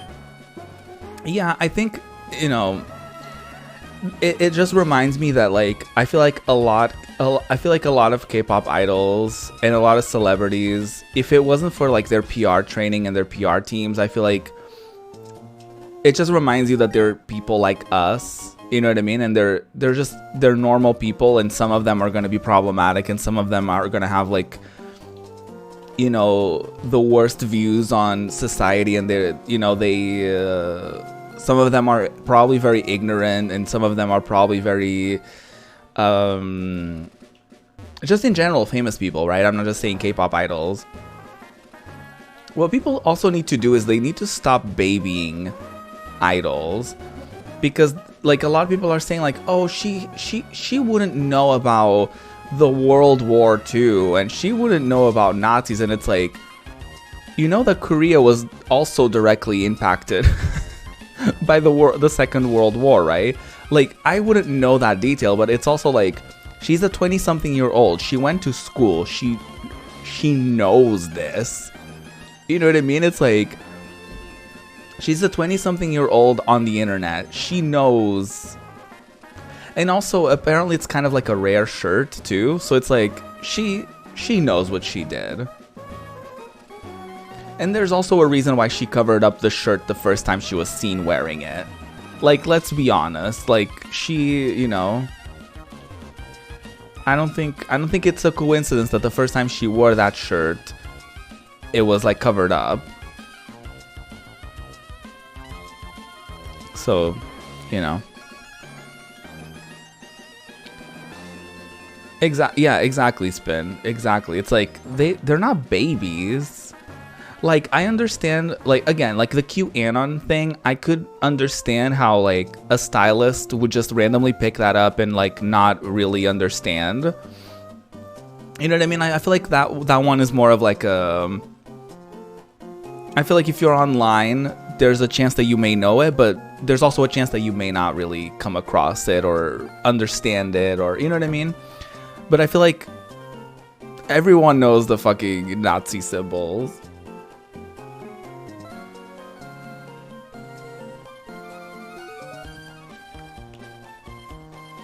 And honestly, if she got removed from Twice, it wouldn't really be a big deal, because I was telling Lotus this. The rap parts in Twice songs are objectively the worst parts. So, you know, taking a rapper out of Twice wouldn't be the worst thing in the world. Oh God. Especially, you know, if she supports Nazis.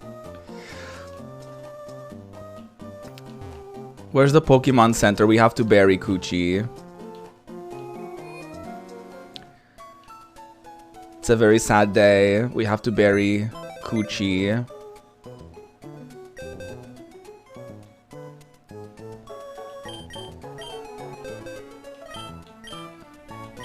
We need to like change the wallpaper for this.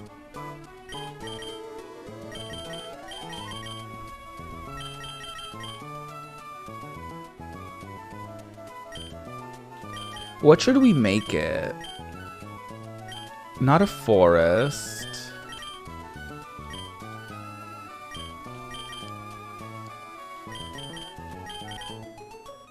Oh, maybe the sky, because they've gone to heaven. Oh no. Oh, I hate that.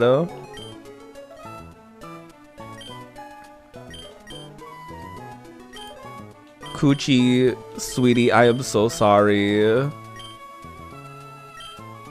You've now been placed in heaven. Can I rename it? Oh my god.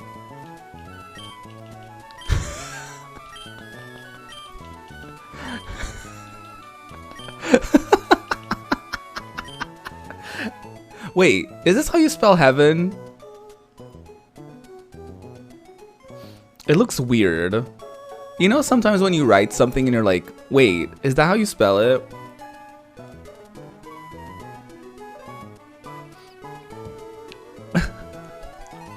Should I make myself a breakfast sandwich? Yes.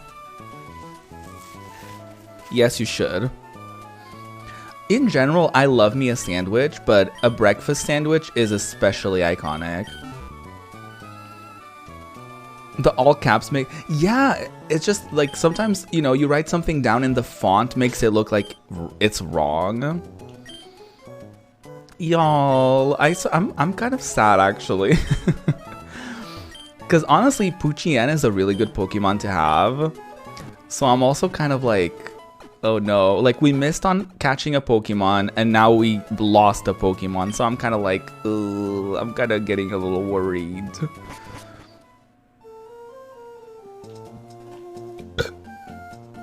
But yes, I definitely recommend a breakfast sandwich. I love me a breakfast sandwich. Love me a bagel, you know. Honestly, breakfast is just the optimal food in my opinion. They're savory, they're sweet.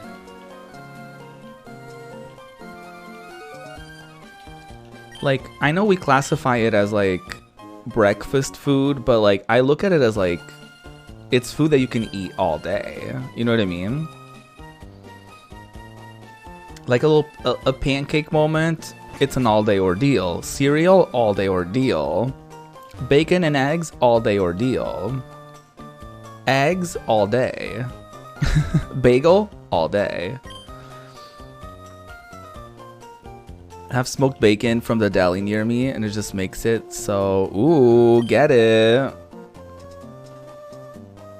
It's gonna be on a bagel. Ooh, yes. Breakfast is literally a social construct. I agree. Eat breakfast all day.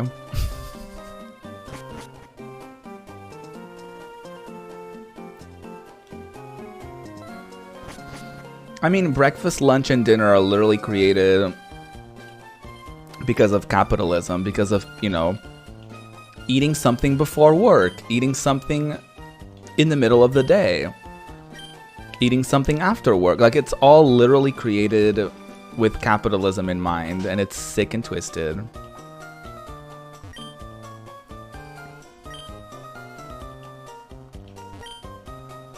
Pikachu?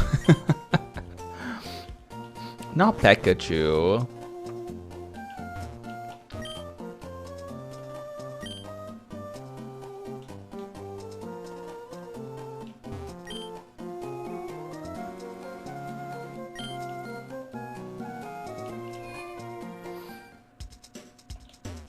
I love me. I had a bagel phase where I had cream cheese and I had smoked salmon, and I would make literally a bagel every day. I feel like I did it for like a whole week.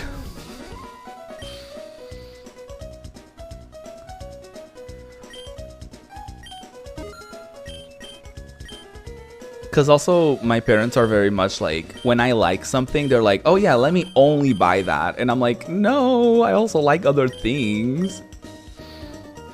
But they're very like that vibe where like, you know, if I express that I like something, they're like, oh, so let me buy this every week, every time. And then I get sick of it. And then I eventually get sick of it.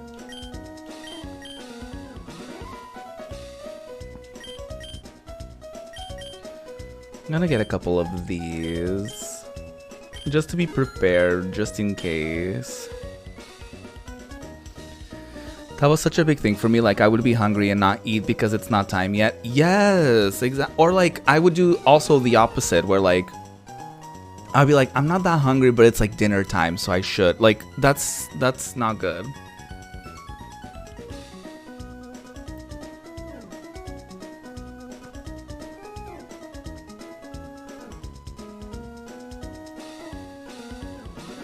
Ooh, yeah, a smoked salmon bagel is so good.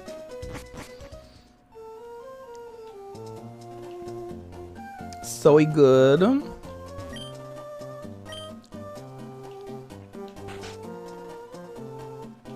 Oh, I lost track of where I went. And I will eat it for a whole week, right? I feel like it's also a thing, like when you buy a thing and you're the only person who likes it in the household, like then you feel obligated to eat it for a whole week because then it's gonna go bad. So then it's like, next thing I know, I'm eating like a specific food for like a whole week because I'm the only person who likes that.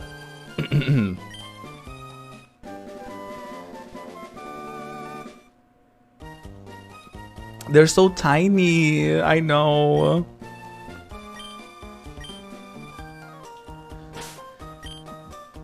Oh, we can't use cut yet, right? We have to wait until we beat the gym. I got concerned for a second. I was like, wait, what if I don't have a Pokemon that can use cut? What if I get stuck because I don't have a Pokemon that can do a particular HM? I guess that's a thing that can happen, huh? I didn't really think about that.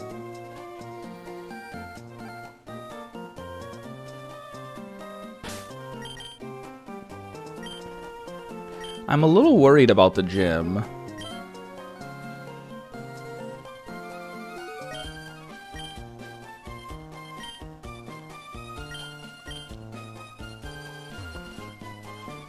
Is this the school? Oh, it's not. I think you can use it in battle, you just can't use it. Yeah, you just can't use it in the environment. I love the idea of just bursting through someone's door and turning on their TV for no reason. Hello, didn't we meet before? I think back in Petalburg City. Let me introduce myself. My name is Scott. I've been traveling everywhere in search of outstanding trainers. More specifically, I'm looking for Pokemon battle experts. So what brings you to this school? Are you a trainer too? The first thing you should do is have a Pokemon learn the move Cut. If I remember correctly, someone in this town has it. I do. I already did that. I love that people of all ages are in this school. It reminds me of Scarlet and Violet. You just have people of all ages attending the school, which is funny because you can't make your character, you know, after you. But then the school has students of all ages, so it doesn't make sense that you wouldn't be able to be your own age, you know what I mean?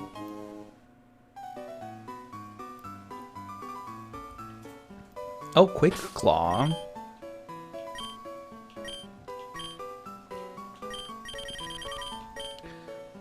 Ooh. Occasionally allows the first strike. I'm gonna give that to Cock.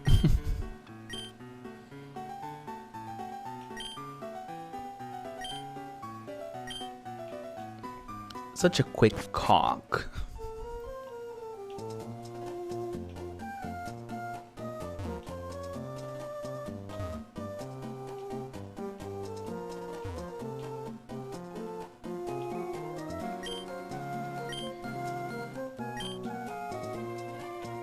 Oh yeah, I'm gonna struggle a little bit, I think.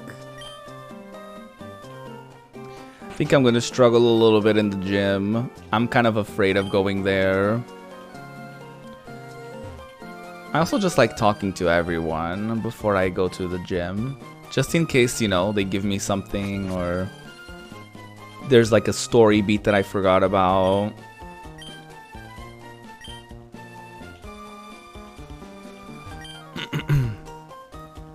I humbly request at some point that you name a Pokemon Dick so you can have Dick and Cock.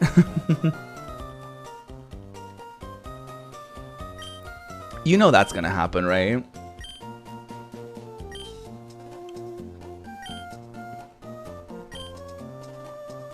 A funny word?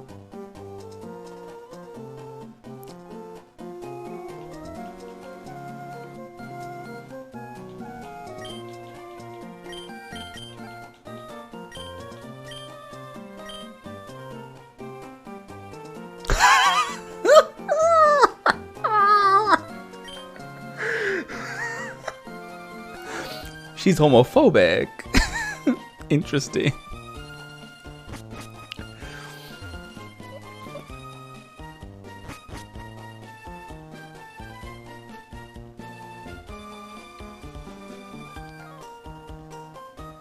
And then you take them to a birthday dinner? Stop.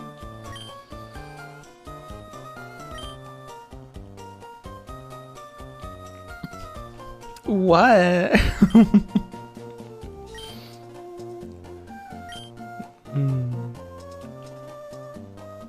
He wanted a funny word, and I laughed. So, you know.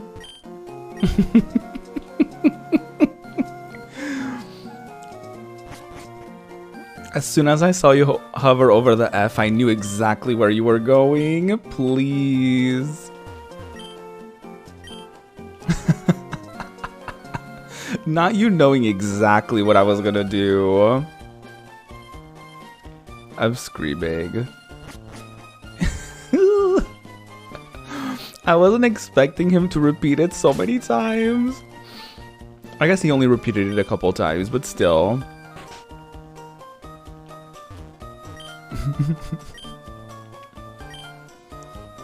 I don't have a C-Dot.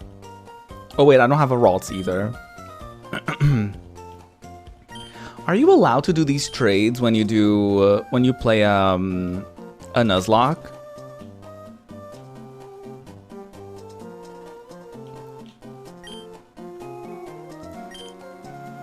They make all sorts of convenient products. Okay.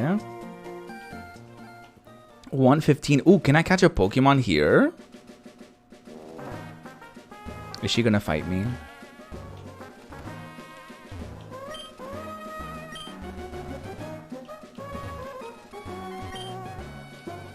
I don't think I can catch a Pokemon here because I don't have a fishing rod. Okay, so we don't catch one here. Yeah, that's true.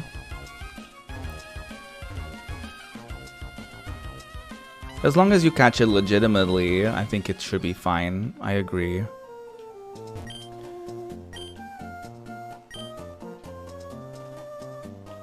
Okay, 116, y'all. We have a chance of catching a new Pokemon here. Let's see what we get.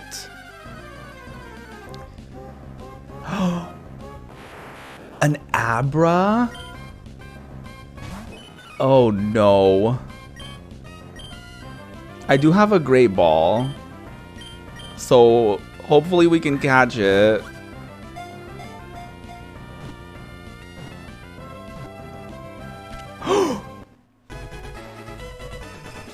Slay!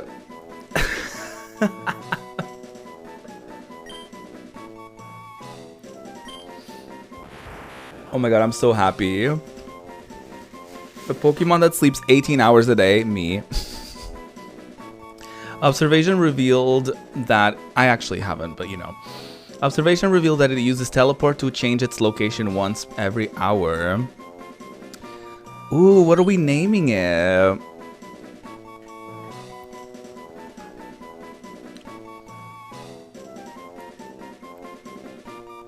Something boob-centric.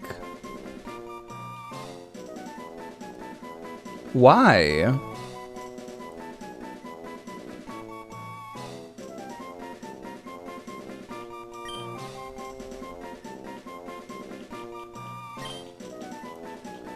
Bra. That's it. I didn't even notice that.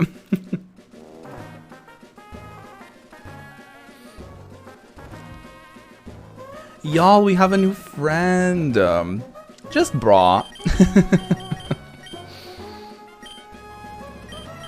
I'm actually kind of excited because you can also do teleport. So that's juicy.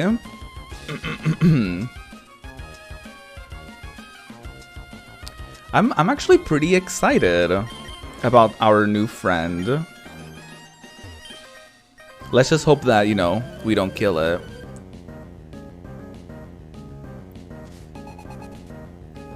Youngster Joey. Not the Machop.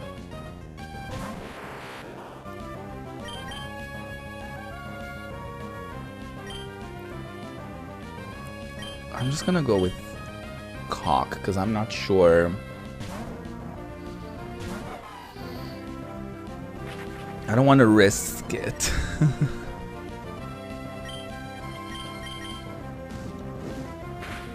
Just bra. Just a little bra. Oh, okay. I mean, that name is not gonna make any sense once it evolves into an. I guess we're probably not gonna get an Alakazam because I'm not gonna be trading. So it works with Abra and Kadabra, so it's good enough to me, okay? It works well enough.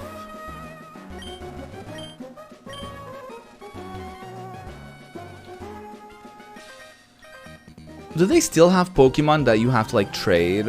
Like, do any of the newer Pokemons from like the newer generations, are there still like a couple that you need to like trade to evolve?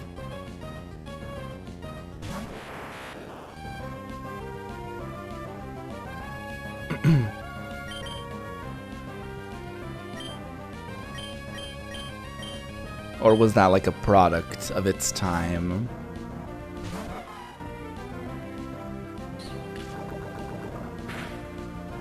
There's some in Sword and Shield. Oh shit.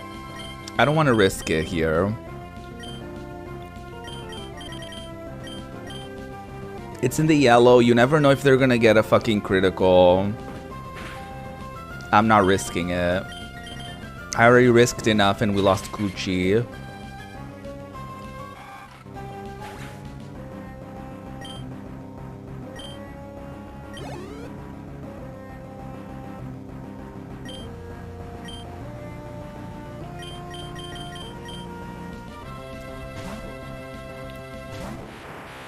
Oh, hold an item. I know in the new game they had like Pokemon with like very weird requirements, like you had to walk them a certain amount of like distance, and then you had to like, yeah, there's some ones that have like weird evolution. I know there's one where you have to like collect all of their coins to evolve them, and it's like a whole ordeal as well. Like there's just like a lot. It's a lot, Robin. But I guess not all of them have like trading as like a requirement. This area is kind of intimidating. This area is kind of intimidating, I'm not gonna lie. I'm feeling very intimidated.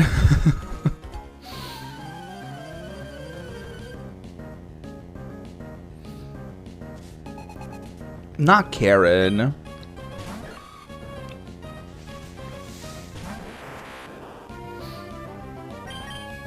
This girl got set up to be annoying. To live a life of annoyingness.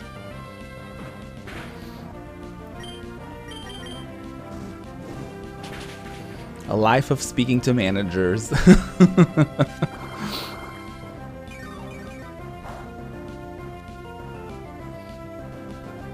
Cock had its energy drained. Stop draining my cock. How dare you? I am so sorry. I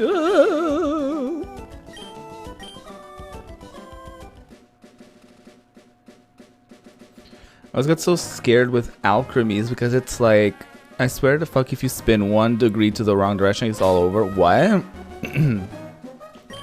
I'm not too familiar with alchemy. I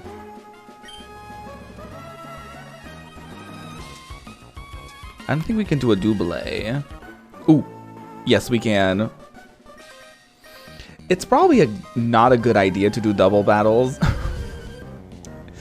But I like it. I like the drama. If it was up to me, Pokemon would be only double battles.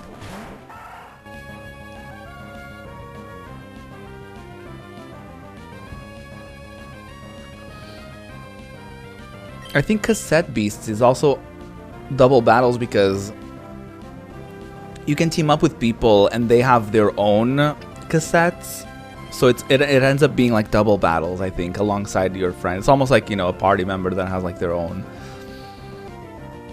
cassettes, which are equivalent to like, you know, Pokemon, I guess, in a way.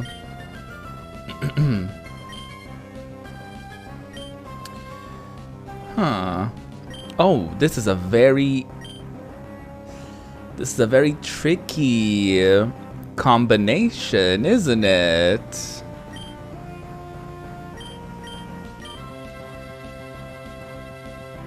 This is a very tricky combo that I don't like one bit.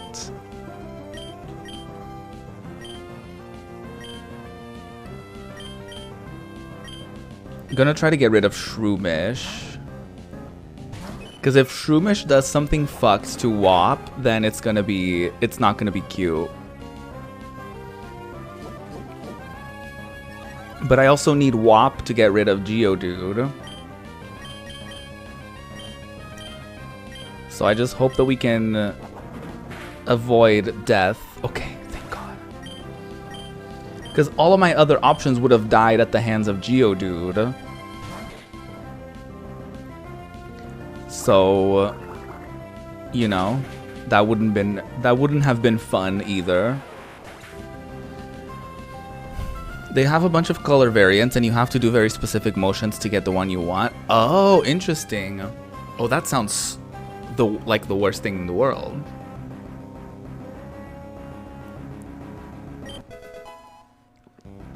Abra's level 10. I mean, Bra is level 10.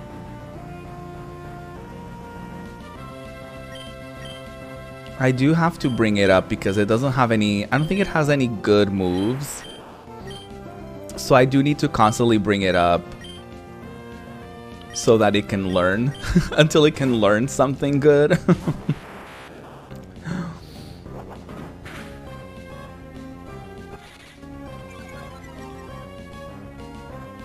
It's the most stressed I've ever been while twirling in a circle and doing a cute little dance. Very specific set of conditions there.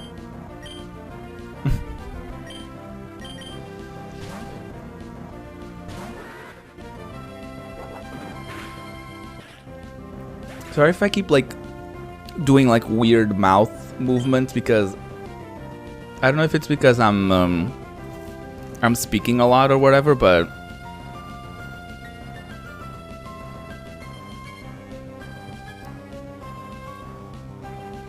I feel a bit of friction with the tooth spot. And sometimes it's a little uncomfortable.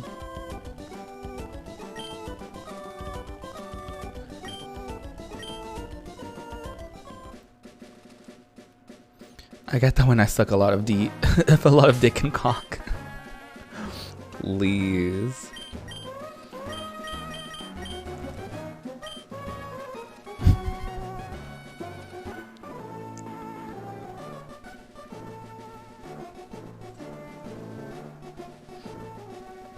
Will rock you hard.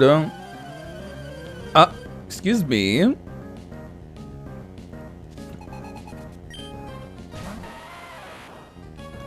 Excuse me.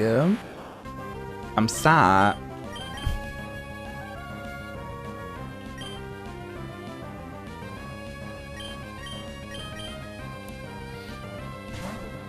I think it was a good idea to go this way.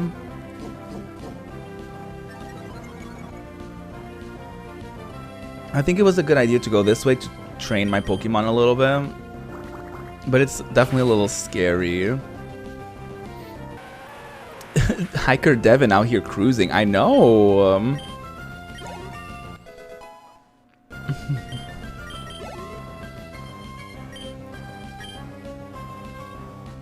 Looking for some hard rocks and cocks.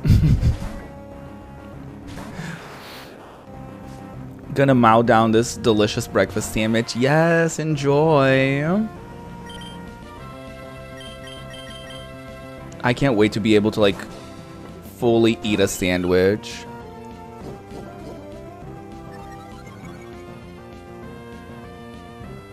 I just want to eat with my whole mouth again. I'm tired of having to be like very careful and, you know, chewing only on my right side.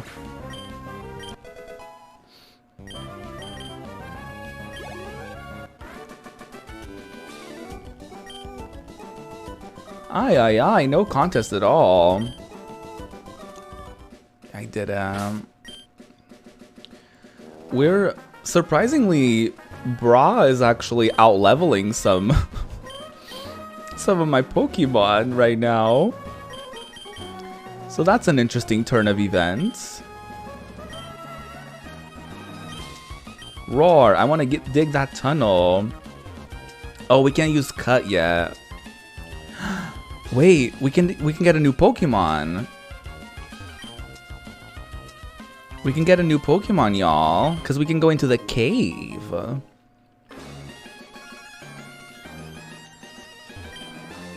Rust Turf Tunnel.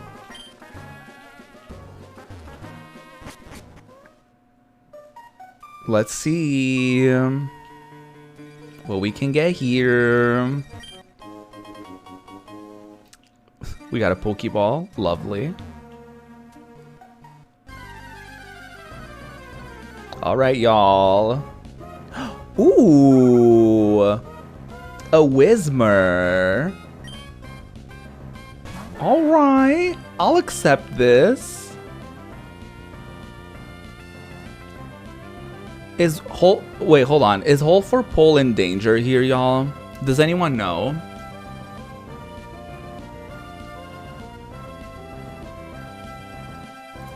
Does anyone know if Hole for Pole is in danger here?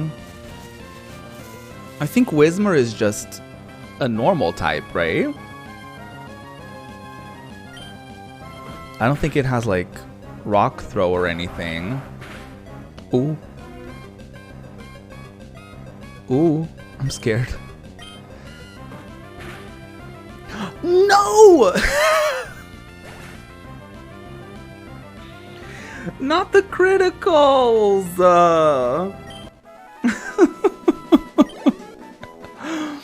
No. Hole for Pole said, no Whismur for you, bitch.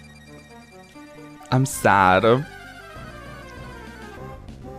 No Pokemon here for me. Technically, I can catch a Whismur somewhere else, just not in here.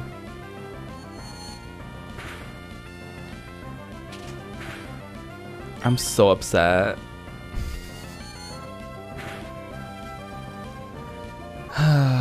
Well, well, shit. I'm so sad.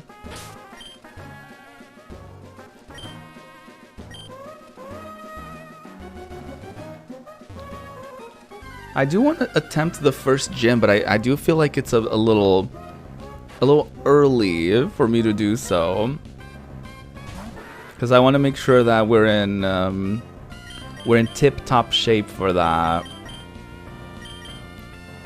So it does scare me a little bit to go into the gym. I think I want to have at least WAP be level 12. Because I feel like that's a good level to be at. But I'm also afraid of relying on only one Pokemon. At the same time, it's like, what else can I really do? I mean, I guess I can get everyone to level like 12 or 13 or something.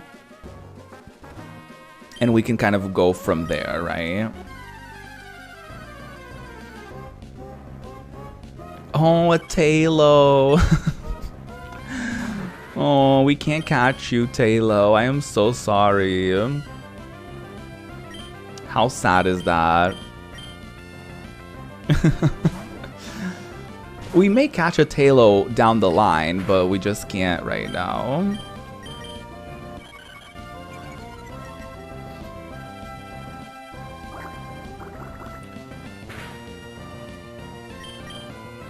I'm pretty okay, I was gonna say I'm pretty confident. That's not true at all. I'm not very confident. But I'm also like not like, I don't think we have a horrible team. Like, I think we have a reasonable team. But it's funny because for as much as I love this game, there's also a lot of it that I don't remember, and I'm like, am I gonna like get very screwed? Like, I don't. It's not like Gen 1 where like I feel like I remember most of it, like off the top of my head. Oh no! No no no no no no! Oh my god! No no no no no no no no no no no! Oh no no no no no no no no no! Not me having a brain fart. If that Poochyena had bite, that would have been a wrap. For hole for pole. Actually, I don't know if hole for pole is considered a psychic type. Either way, it wouldn't have been fun.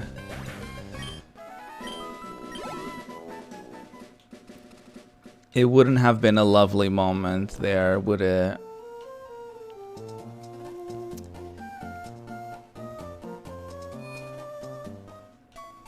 Well.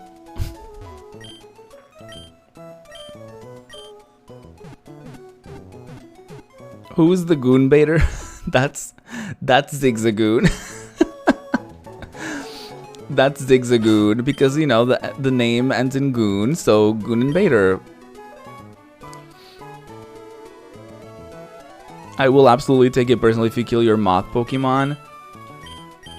Well.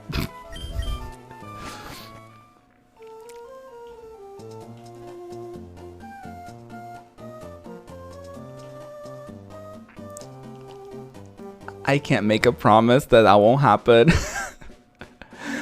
I would love to sit here and tell you that that's not going to happen and that I will protect my moth Pokemon as much as I can, but I just lost Coochie. I can't guarantee that I'm going to be able to keep Hole for Pole alive. I can't guarantee you that.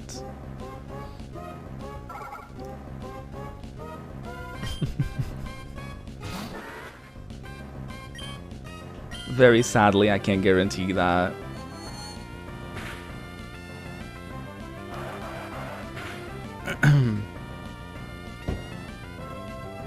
Cause an uproar. I do remember this game gets pretty difficult. Cause I do remember like the Norman gym, like that one gets pretty intense. I remember there was like one in the woods that is also pretty intense. It's like a treehouse type of vibe. I remember that one is also very difficult. So I am kind of not like the most confident in my abilities to like be able to finish this game. But I'm gonna keep on going until that happens, you know? Like, I'm not gonna give up. But it does scare me a little bit. I don't think this is an easy game by all means. So we're just gonna have to We're gonna have to try our best and not perish. We'll cross that bridge when we get there, though. I mean, it's not even guaranteed that I'm gonna want to finish this playthrough. You know what I mean?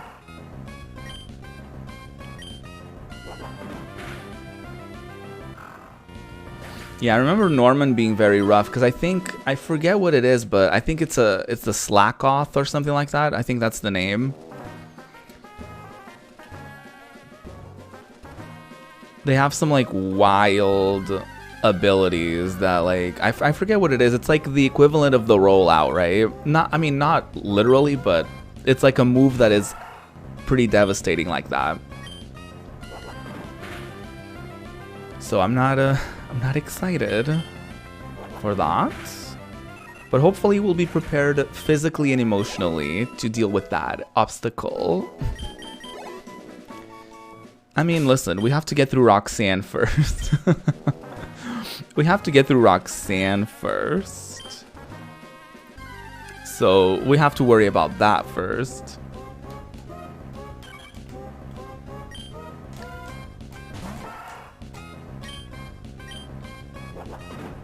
It was delicious. Yes, I'm so happy that you ended up eating the breakfast sandwich and enjoyed it. You really can't go wrong with a breakfast sandwich, though. I love like an egg sandwich type of deal. Eggs and bacon is pretty top tier. In general, like I said earlier, there's not that many breakfast foods that you could go wrong with, I feel. The only breakfasty thing that I don't really love is like putting jam in toast. Like I don't like jam, you know what I mean? That's like my only thing that I don't really like. That's like breakfasty.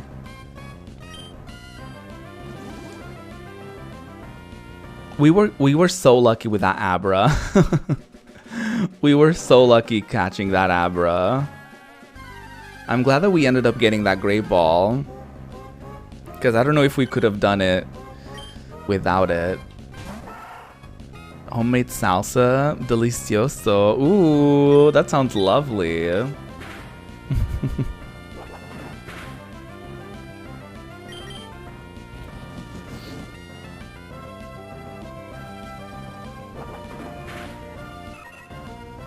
I always like to imagine like a Rocky training compilation type of thing every time we do these.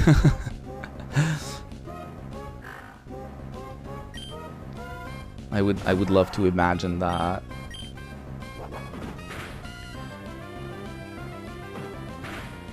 I want to stream again this week. I think I can definitely do like a couple times a week.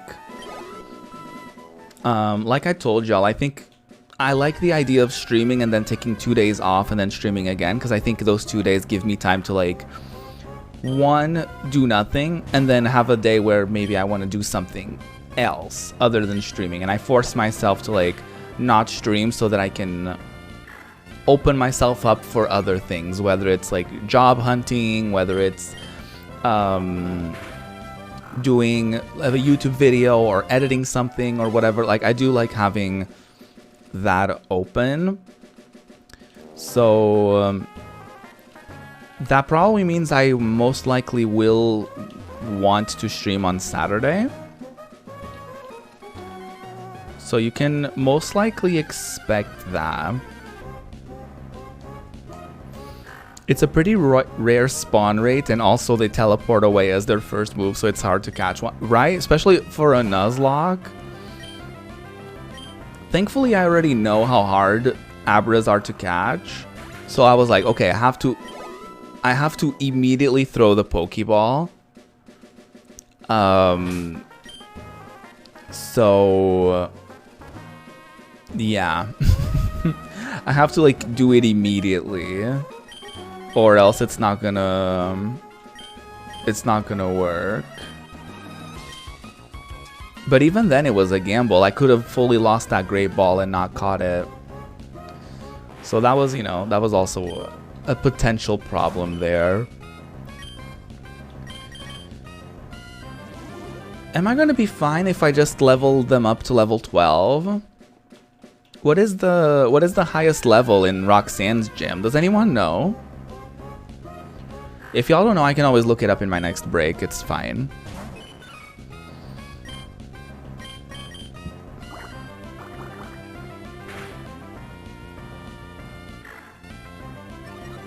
Yeah, usually Abras, they usually teleport. They only have teleport, especially at that level.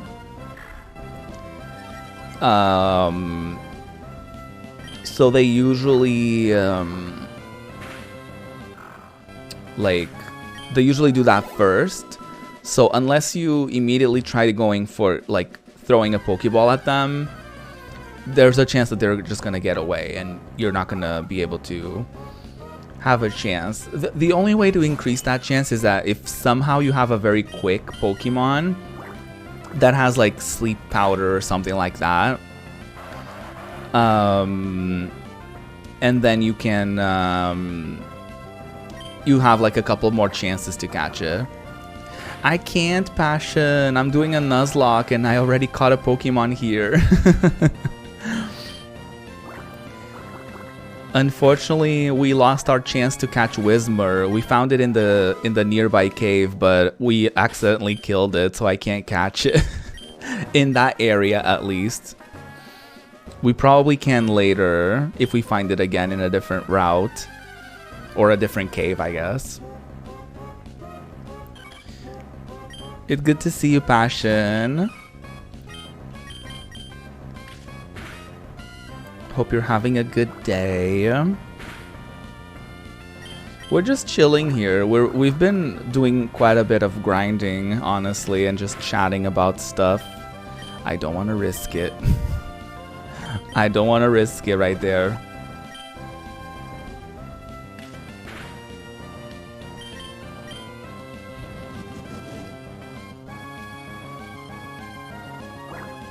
Y'all already know the drill. I think everyone here already follows Passion, but if you're not, you're missing out. Because Miss Passion is iconic. She plays a variety of like Y2K legendary games. You just did Miitopia, right? On Monday. Miitopia is so wild. I definitely want to pick it up one time though. One day. Because I think it would be a very fun game to like have a party member of like, you know, I could have like Sonic and like, God knows who. Like I could have like Marge Simpson and Sonic and like literally and like Britney Spears in one party kind of thing, and just have the most like random team possible. And it's really funny. That game is really funny. Like all the fun moments that you can create with that. And just like I think it's a good game to also like there's like a lot of little inside jokes that you can do with your community.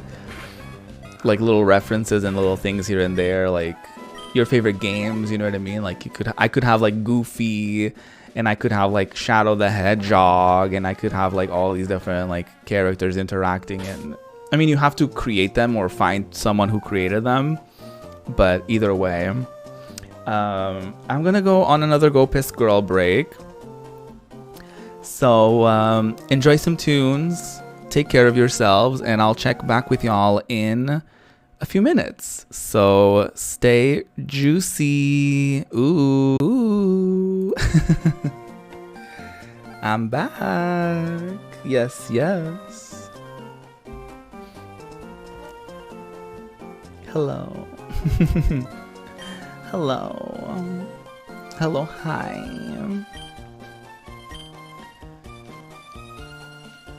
I wonder if it's quicker to run all the way back here, or if it's to watch the teleport animation go off. I wonder which is quicker. Starting to get a little colder now. I was just checking in how long I've been live for. It doesn't feel like it, but we've already been live for 3.5 hours. Time flies when you're having fun. Spin said that, oh, I forgot to look it up, but Spin did say that Roxanne has a level 14 Pokemon, so maybe we're gonna go up to level like 14 or 15. Maybe we're gonna get ourselves prepared for that worst case scenario. Just in case. Just in case.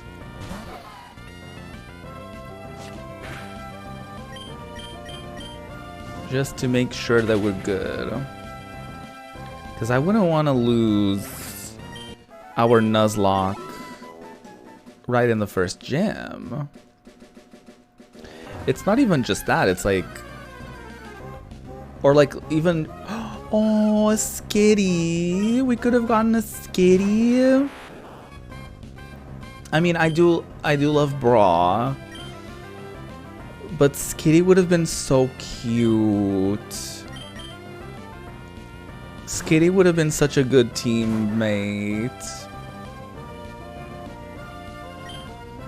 Oh, I'm kind of sad now.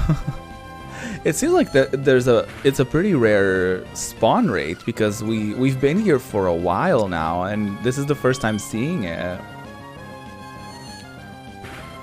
So that seems like a pretty rare chance. I think it only has attract. Oh no, I think it used something else. A perfect opportunity to name someone Pussy. Oh, true. True, I didn't even think about that. Damn.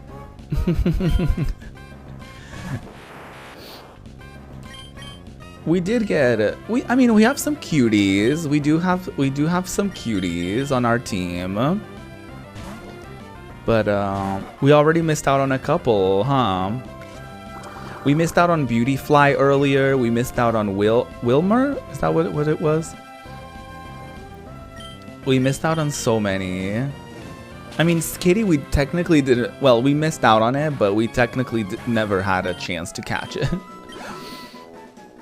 But, yeah. Sad.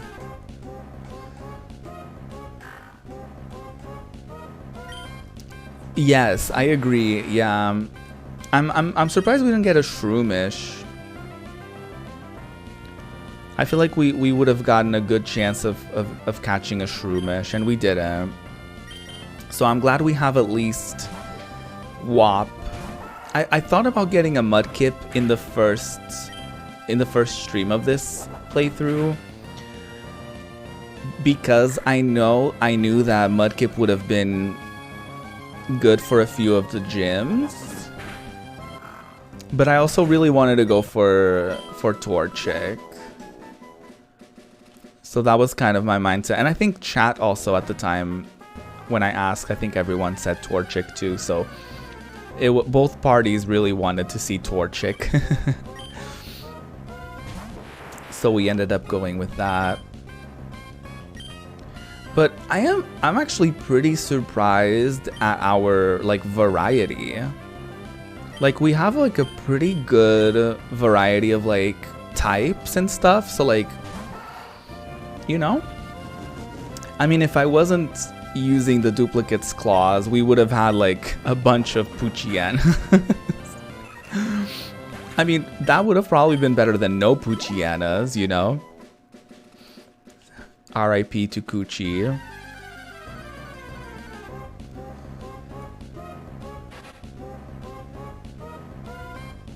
No. It was Mudkip, Torchic, or Trico. Piplup is Gen 4, I think.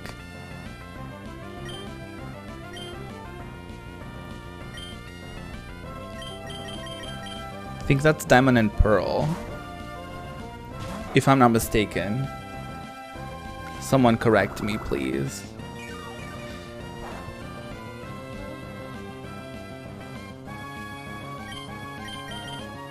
It's definitely a Pokemon game that I've never played because I've never had a Piplup.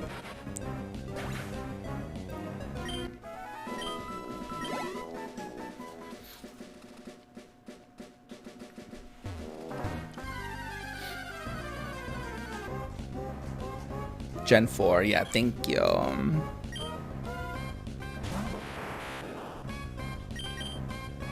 I wonder how long it's gonna take us to... I wonder how long it's gonna take us to get an ability for Brawl. Because it's so annoying having to like switch it out every time. It's like when you get a Pokemon egg and you have to like level a Pokemon from like level 1 onwards. I think Gun and Bader is gonna be a good team member. Because I'm pretty sure Gun and Bader is gonna help us out in a few situations here. So I do like the team that we do have, to be honest. I feel like I would have gone on my own. I would have gone for a couple of these anyway. So yeah. I've once seen people do, actually I've seen it a couple times. People do like ultimate Nuzlocks where it's like, they start with Gen 1 and then like, whatever Pokemon you catch on like, you know, in Pokemon like Yellow, then you can't have repeats of those for like Gen 2 and so on and so forth. And they even made it a thing where like, I think like the Pokemon on your Hall of Fame or something like that, like you can't use them either. So like they have like a whole, I've seen people do stuff like that where they add like a bunch of different like rules like that, where like they start in Gen 1 and they go through all of the games and like they add all these restrictions, like you can't do any of that Pokemon's particular like evolution line or stuff like that. I think that stuff is interesting. I did think about doing like something like that where I would go through every gen, but I kind of didn't want to go back to Gen 1, to be honest. I didn't really feel excited to go back to Gen 1, and I feel like we did, I don't even remember, was it last year that we did Gen 2? So I feel like, you know, it's still pretty fresh in my mind, so it wouldn't be like that exciting to do Gen 2 this soon-ish, you know? It would be cute to do it by transferring all of your surviving Pokemon from game to game. Oh, that would be cute. If that was a thing that you could do, that would be really, really cute. I mean, obviously you wouldn't be able to use them for a bit because you would have to like unlock the different like levels and, you know what I mean? Like you would have to, they wouldn't obey you, right? But that would be kind of cute. Oh, wait. I don't think this is a good idea. I don't know. I don't want to risk it. I feel like I'm very afraid of Nincada. For some reason, Nincada scares me. I don't trust it.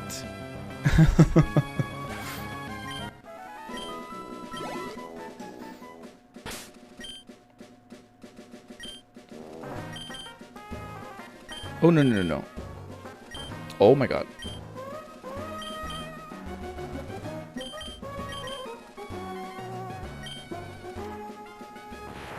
It's definitely faster to just do this. There's a direct line from Gen 3 to present, and then for 1 and 2 you can transfer from the DS version. Yeah, but how would you stream that? I mean, I guess if you're thinking from like a non-streaming perspective, I guess you could. But I just had that revelation of like, you know, you could just do a Nuzlocke on your own. Like you don't have to stream a Nuzlocke. Like you could have an idea to just like play all the Pokemon games and do it like on your own time. But I'm too conditioned to being like, to associating everything with streaming. I mean, I guess even if you want any games on your 3DS nowadays, it's like you would have to mod it as well because, you know, they closed the stores and all of that. Did you see that Gerard, the completionist, made a video on like how he purchased all of the games before the e-store closed?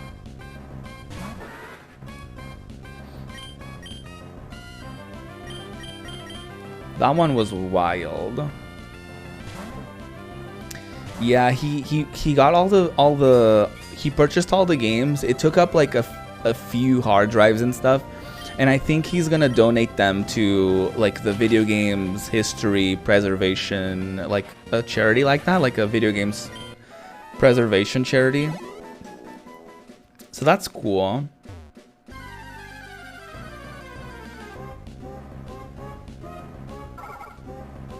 Because, yeah, all of these, like, online stores closing is, like, a video game preservation nightmare.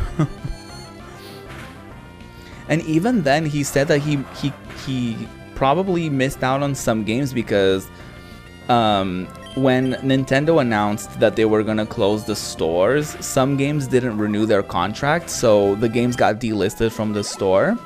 So even by him doing that, there was still a possibility that some games didn't make it. So that's wild to think about too, you know what I mean?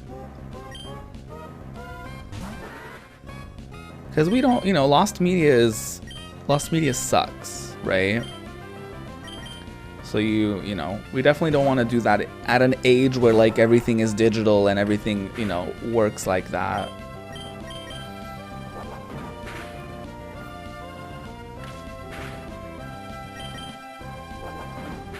Modded 3DSs are very expensive as well. Like I remember when I first looked into it, it was fully like, it was like a few hundred to get it, and you would have to like get one from like God knows where, or you would have to buy one and then send it for someone to mod it for you. Like it's a whole ordeal.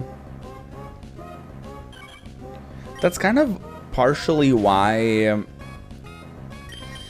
I kind of fell. I mean, I never really got into the DS era that much. Or really, yeah, I never got into it that much. But the fact that none of it was ever like easily streamable really, or like, you know, content creatable, I guess, made it more difficult for me, because I feel like when I got back into gaming, I very much associated with like content and like making videos or streaming it. So a part of me was like, oh, I mean, I guess if I can't stream it or, you know, have my, or like document my experience in a way, then what's the point? Which is a very sad way of thinking about gaming. I'm very sad I ain't be able to get Wild World and City Folk before the Wii U shop closes. Gonna have to get them on my perfectly normal Wii if I want to stream them. Yeah. Making me sound even more country. That was so funny.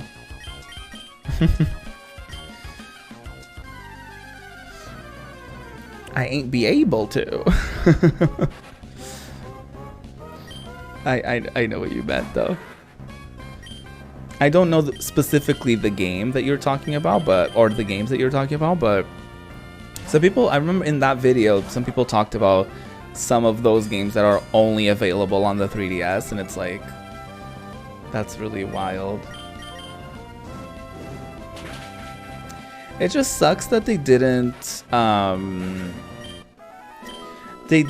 build upon like the same storefront, so that even as you get into like newer stuff, it's still the same storefront, so you could potentially still play those on the Switch or something like that, you know what I mean? it is a pretty dangerous time to be in, because there is quite a few games that just like fully get delisted from like Steam, for example, and they're not available anywhere else. So there's a chance that they get lost in time, right?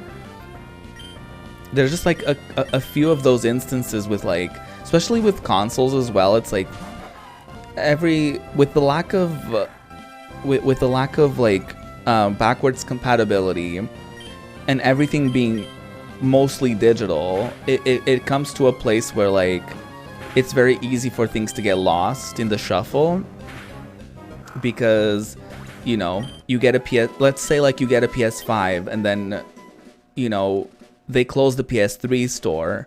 Your PS5 also isn't backwards compatible, so you can't play your physical discs. You also can't buy new PS3 games for your PS5. So, you know, there's just a bunch of games that get kind of lost, right? And that's just from the consumer perspective, right? That's not even from video game preservation angle. Oh, they're older Animal Crossing games. I've been kind of tempted to do a Nuzlocke-esque approach to Animal Crossing, but I think I would want to document it, but at the same time, I don't want to stream every day. And I also don't, you know what I mean? Like, it would be kind of a little bit of a pain in the ass to, like, every day record a little tidbit, and I feel like not all of it would be that interesting either.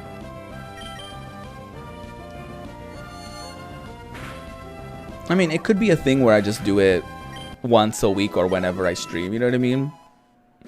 So that could also just be that.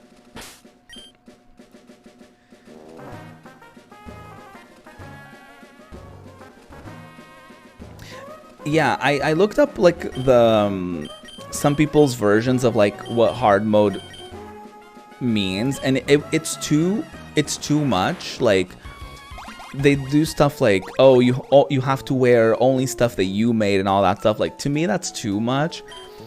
The version that I thought of doing was like, you have to do only the tasks that like you get. Like, you know how you get like those like 3 little prompts of like things to do, like, you know, get 5 fish and sell 1 item and do, you know what I mean? Like those like random things. Like, you can only do those things, and then it's like you have to purchase the furniture and like whatever items are available that day at the store. And like you have to, you know what I mean? Like little things like that, like whatever furniture is available, you have to buy it and place it somewhere, whether it's in your house, whether it's like somewhere in the island. I thought of like doing stuff like that, where like maybe getting a new outfit every time with whatever is available that day. Like, I thought of like doing stuff like that, where the game would be like it would be like a very structured way of like forcing me to do specific things. Like, you know, I get thrown like a random disco ball and I'm like, okay, I guess I'll make like a little disco section in the island, or I guess I'll make a disco room in my house. You know what I mean? I thought of like doing that, but in my head it's like I would have to do it every day, but I guess I wouldn't, right? I guess I could just like stream that whenever I felt like, and then we could just like do that every once in a while. And it could even be like, you know, if I want to stream Pokemon, I can also do that for like a couple hours and then I play Pokemon or something, or like whatever else I want to do that day.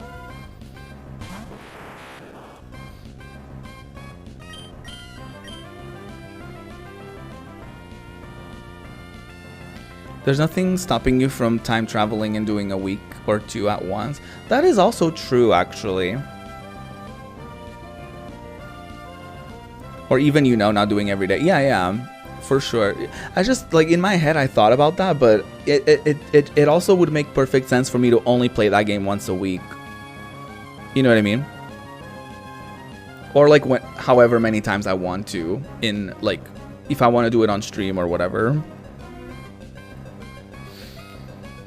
I'm just gonna run. Fighting an Abra is just a waste of time.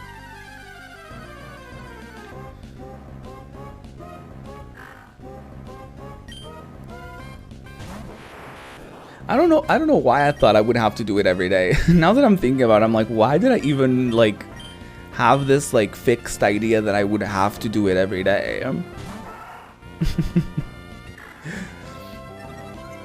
Like I don't know why I thought about it like that.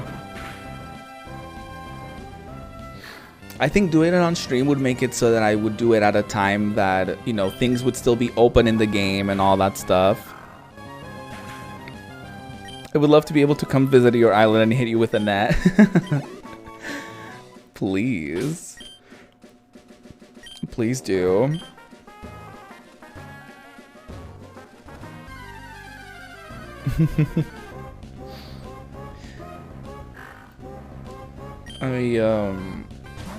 I need to just fill out my throne and maybe put a controller on there, because my Joy-Cons are on their last legs, y'all. Doing anything on my Switch is just not fun. Like, I tried doing the Sonic Frontiers demo when I on my flight when I went to Amsterdam, and it just wasn't doing what needed to be doing. And then I tried the Octopath Traveler demo, and it just wasn't hitting as well, like the controls. And then, you know, I played Sonic Frontiers on my PC, and I was like, oh, this is how it's supposed to feel. So I'm thinking of I need to finish my throne page. I keep saying that, and I never do it because I never see it as a priority, but I need to just do it. And then if people want to gift me stuff, they can, and if not, then, you know, the page is there, and, you know, until someone does, or, you know, even if no one ever does it, the page will be there as an option, I guess. But I just need to do that, because I want to set it up properly and have alerts for it and all of that. You know what I mean?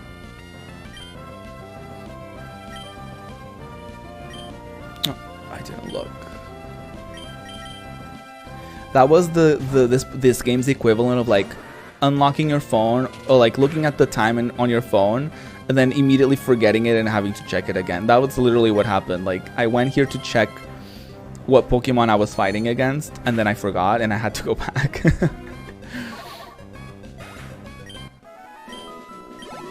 But I think that would be cute. And then, like, a good way to make money would be for me to sell like whatever hot item is that day. You know what I mean? Help you keep track of stuff you need for stream. Yeah, that's also a good idea. Some stuff I can make it like community based so that people can contribute to it if they want. And then some stuff could be just like things. My thing sometimes is that, like,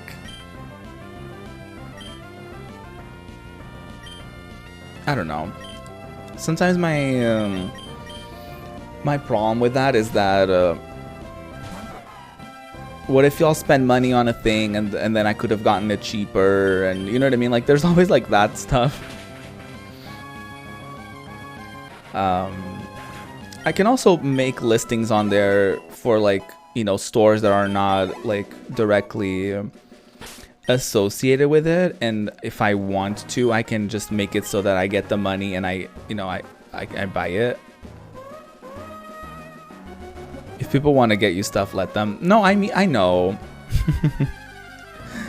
I know. Let people do nice things for you. I know.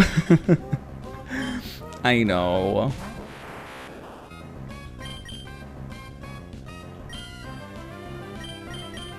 And I mean, I wouldn't be necessarily promoting it like, ooh, like, if anything, I would be like, okay, so I put some things on Throne, and that's it. You know what I mean? Like, I wouldn't be like, please buy me things. And I guess even if I did, that's not forcing anyone to do it. You know what I mean? Like, even if I did say stuff like that, that's not like inherently bad.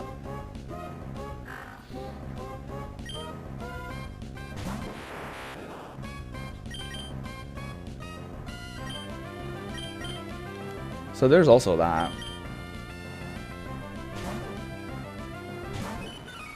do it. Yeah, I've been meaning to. I always just, I never really see it as a priority, so I always forget about it. Same thing, I forgot to set up the YouTube bot.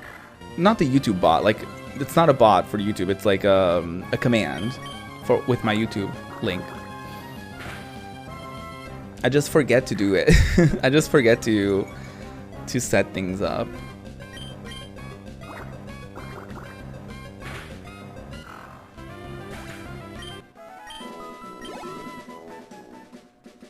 Don't forget. That's scary.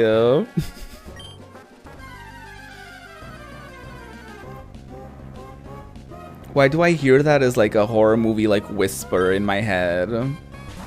Like, don't forget. Like all of those Lynn emotes that you're putting in there are giving like horror movie vibes. Scary. It's exactly how I meant it. Oh, please. TikTok taught me that this is related with like oftentimes us understanding each other's tones whenever we type something. And TikTok taught me that neurotypical people oftentimes can recognize in split seconds whether or not someone is autistic or neurodivergent, I guess. And they don't always clock it as that, but they always clock it as like they're weird, you know what I mean? Like they always clock it as like something about them, you know, which makes it so that they naturally don't gravitate towards neurodivergent people, which is also probably why a lot of neurodivergent people naturally gravitate towards each other, because we I guess we don't really do that. Or I guess, I mean, we do, but we don't care, I guess.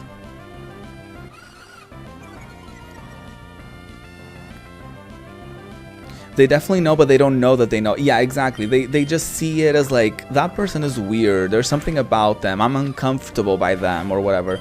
But they don't always clock it as like what it is, right? I know what you are of neurodivergent people. I know. It's very that. It's very that.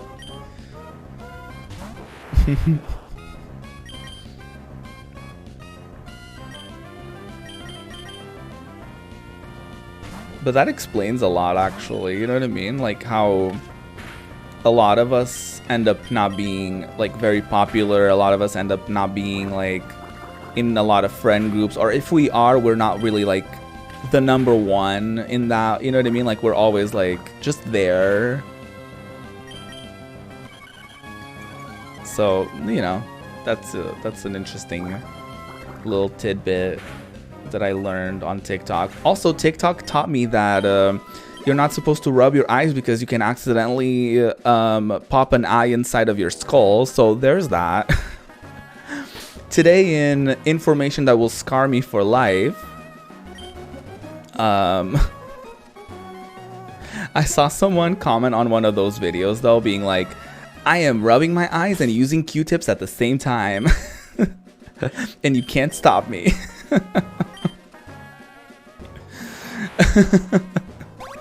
I don't know if y'all clocked it, but there were a couple times that I wanted to rub my eyes and I was like very very like subtle about it, like very gentle about it, I guess. And it's because of that. Yeah, I saw a couple of those that were really funny. Like they were like, first you take away Q-tips and now you're taking away rubbing my eyes. What's next? And then someone was like, I'm using a Q-tip and I'm rubbing my eyes at the same time. And I didn't get it at first, but then I saw the other comments and I was like, oh, right. Things that you're not supposed to do. Yes. Yeah. it's a lot of different factors. Apparently it's like your retina and your like cornea are like very sensitive, like your eyeball, like, you know, like your iris and all that stuff, like it's just very, very sensitive. So it could be that you're too like, that you rub it too hard, that you like dislocate something, or you pop your eye inside of your socket, or like there's like a multiple different things that can happen, I guess, that make it like not a good idea. Yeah, TikTok scarred me the other day. Like I literally saw like I didn't realize until it was too late that I was looking at an X-ray of of a situation like that. I feel risky today. That's funny. I mean, I feel like it's one of those things that's like, it's not passion just being like, oh.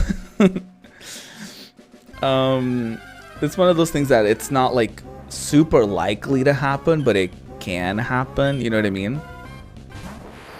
But there is a correlation of people that end up having like issues with their vision, and like they're also people that rub their eyes a lot. So there's kind of a crossover thing there too, which is kind of interesting.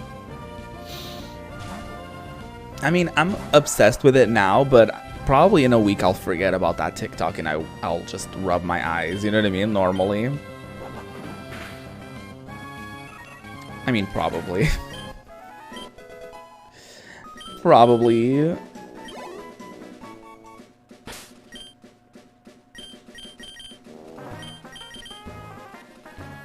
It feels so good though, like whenever you rub your eyes, sometimes it's just like it just hits the spot, you know?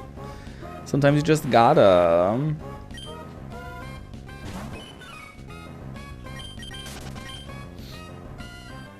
I'm learning a very valuable lesson in sometimes shutting up on stream. Like I don't have to be talking the whole time, you know what I mean? So sometimes I'm letting myself just be like, it's okay to be quiet for like a couple seconds, and then, you know what I mean, like I don't have to constantly be saying something just to say something. That is very much like an old school media type of mindset where, you know, if you watch TV obviously and you're, you know, listening to radio, like there can't be just like full-on silence. But if I'm playing a video game, there's a game happening on screen, there's music from that game, you know what I mean? Like there's a lot of stuff. You can literally look at my face as well. Like there's a lot going on screen that like if I'm quiet for like, I don't know, several seconds, it's not gonna be the end of the world.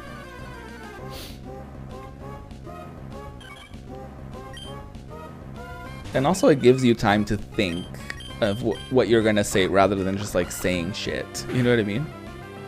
Ah. End of the world. I know. But you know, sometimes in your head, you're like a little more quiet, or you're having a day where you're not as talkative on stream, for example, and you tell yourself like in your head, like, oh my god, you're so boring. Oh my god, you're such a bad streamer.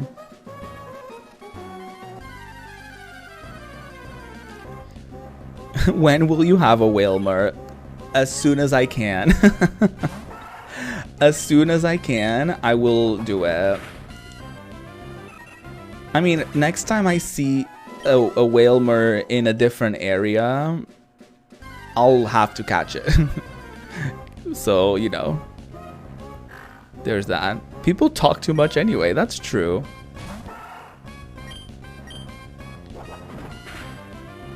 There's definitely that aspect of like, I've seen a couple TikToks like that too, where people, it's like introverted people being like, how come extroverts are always the ones to determine like, oh, you should talk more, you should do more, you should go out more and all that stuff. And it's never the opposite, where you're telling extroverts like, how come you never shut the fuck up? How come you just like stay at home for once? Or, you know what I mean? It's never that. It's always like the power, not a power dynamic, but it's always that thing of like, it's always introverted people that are wrong, I guess. It's like always like, you should just like talk more. You should just like get out of your house more. You should just like do all of these things. And nobody tells extroverts just like, can you just like shut up? Can you just like not go out for once? Can you just like not, you know what I mean? All these different things. It's like you there's really not much of a role reversal there, I guess, is what I'm trying to say. I love that I'm basically doubling their levels right now. We're like level 12 and we're fighting like level 6 bitches, and we're like barely getting experience too. I think we'll be good once these 3 are like level 13, right? I think we'll be fine. I am kind of afraid because I feel like several of these are weak against rock. So that's going to be an interesting gym to navigate.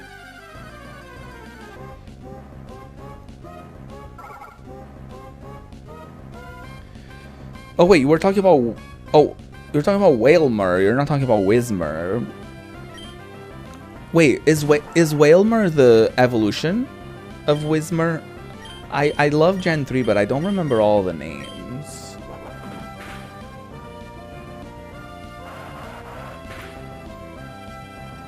Can you catch a Whismer too? I will as soon as I can, I promise. I can't catch anyone right now. What does that mean? You had a chance? I'm so sad. Oh, not this. Do you not know how a Nuzlocke works, or are you just fucking with me?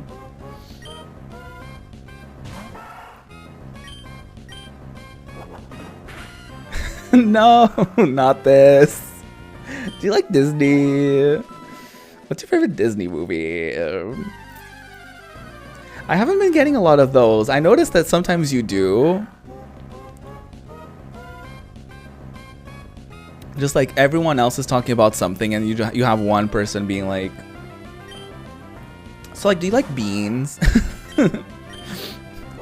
That's always so funny to me. I love how sometimes you just shut them out by being like, we're not doing a Q&A. And that makes me so happy. Flop, a Nuzlocke for someone who likes to nuzzle cock. Hi. Do you eat ketchup? I do like ketchup.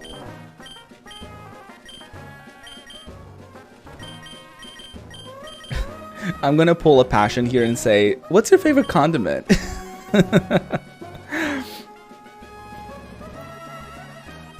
What's your favorite condiment?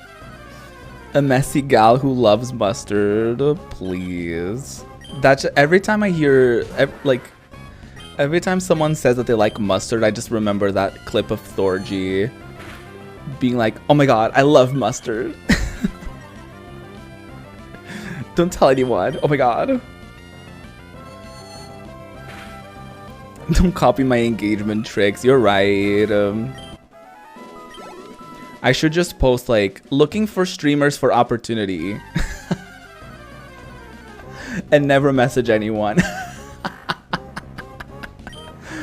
Never message anyone.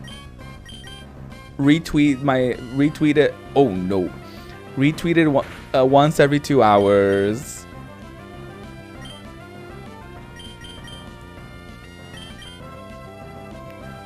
Not PewDiePie Mayo.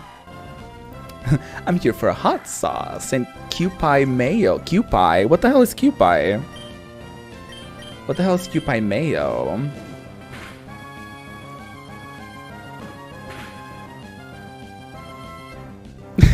Not PewDiePie. The way the name of your Dustox was my alt name for a year, just flip it. Stop. Not alt-right Mayo. Pull for hole. That's funny. That's funny. I love that that was unironically your name.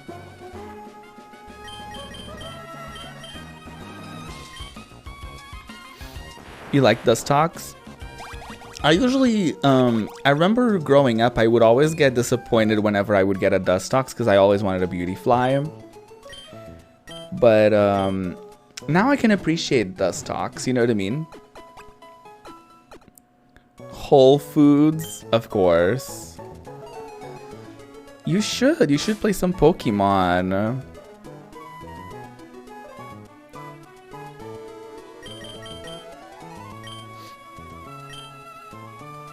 If you had gotten the Beautyfly, you could have named it that.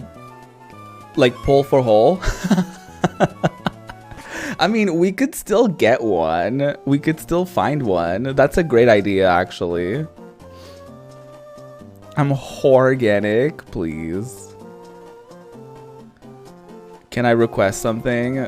No.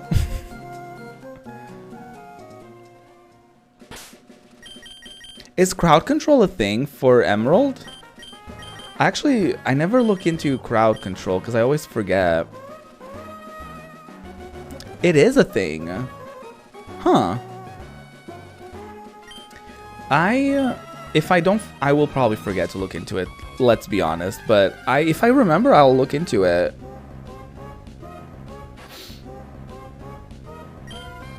I've never set up, I've never set that up before.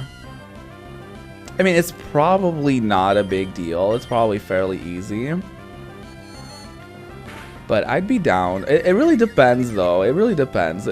If it's stuff that would, like, not help me out, I might not, because it's a Nuzlocke, so I don't know if I would want that, but, you know. I'm willing to look into it. I'm new here. Can I ask a question? No. You can edit it to only be helpful things. Interesting. I'll look into it.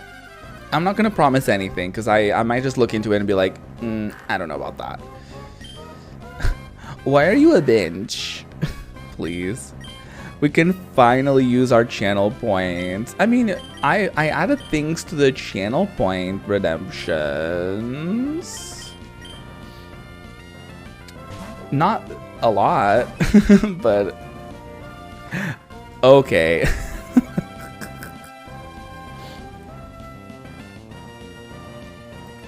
Okay, that was the hydrate. Let's stretch, everyone. Ooh.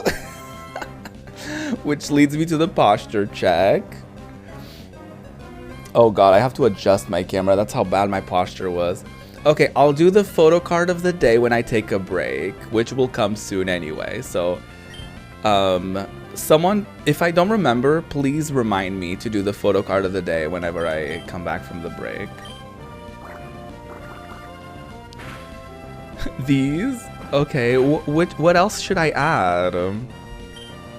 For the channel points. I never know what people would want, so I'm always like, I don't know.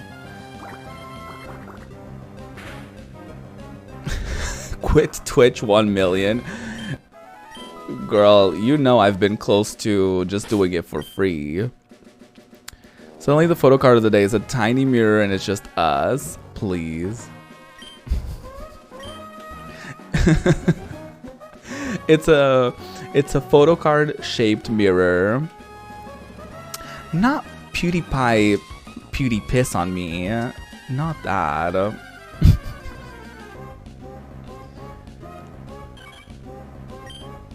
Not that.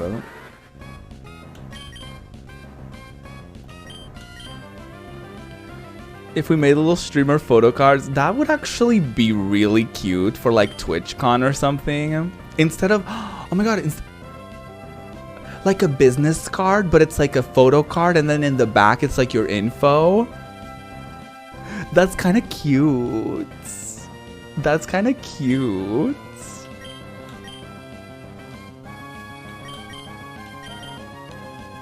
I kind of love that.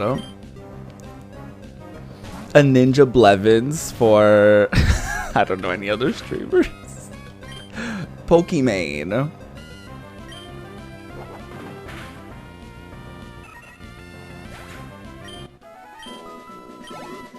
I don't know. Pokemon pops up on my TikTok every once in a while.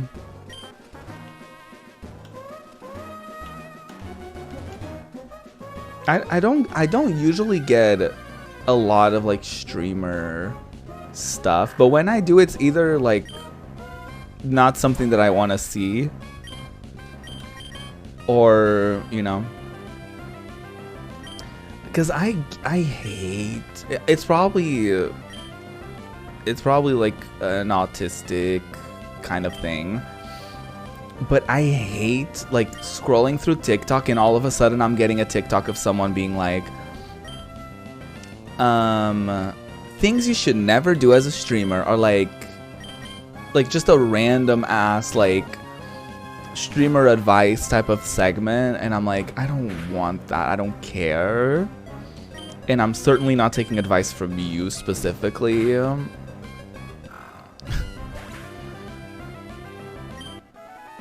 I should do them for the whole system. That's cute. Not system on. Gotta catch them all, system on. Please.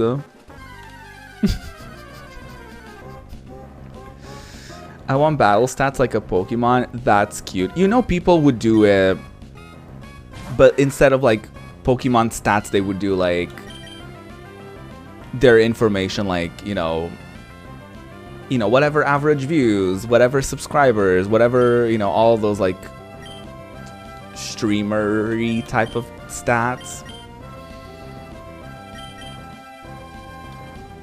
Change my name to Ashley and give advice no one wants. My best 2020 life, please. Please. You don't understand, like a whole generation of streamers was basically brought up by her. And I would see it because I was in her chat as well. Like I was, you know, I was in there. You know what I mean? So I would see the people from her chat and I would go to their streams and everyone would have like the same type of thing, like a question of the day type of thing. Everyone would have like the same types of like, not vibes, but you know what I mean? Like it's like everyone had the same like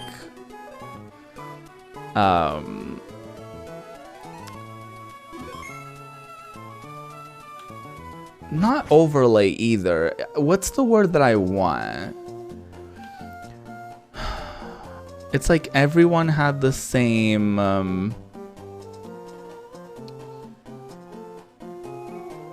like the blue, like everyone had the same blueprint, you know what I mean? Everyone had like similar calls to action, everyone had similar like title structures. It was a thing. I mean, not everyone, but everyone who followed her advice, and you could definitely tell who did. I call curse as my attack, please. If you were a streamer Pokemon card, what would your attack be? Self-destruct.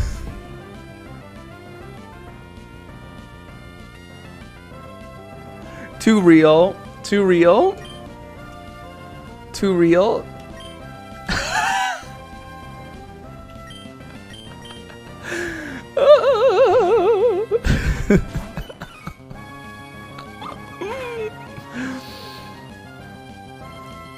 Ashney Christ. The stream coach. The stream coach TM. No, nope, that's someone else.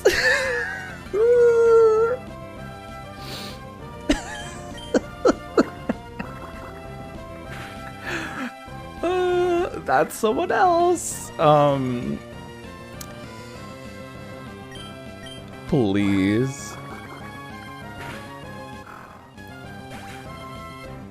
With the last name like that, how could she do anything else, please?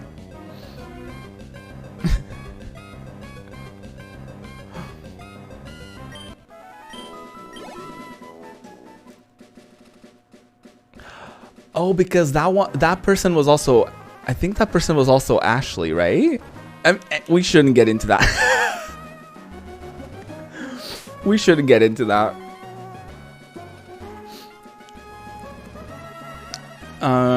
She died for your streaming sins, please. And she resurrected as an NFT. In cryptocurrency, girly. Oh my god. Not the balloon girl. I remember when you would send me videos of the balloon girl as like with your caption being like jump scare. Remember when you would jump scare me into seeing people that I didn't want to see from this platform? Oh my god.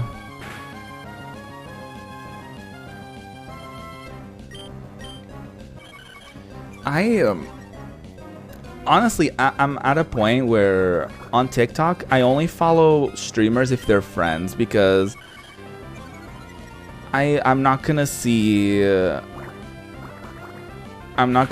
like stream hot takes and advice and all that shit on my TikTok. Like, you can leave that shit on Twitter. Remember when Hive was becoming a thing?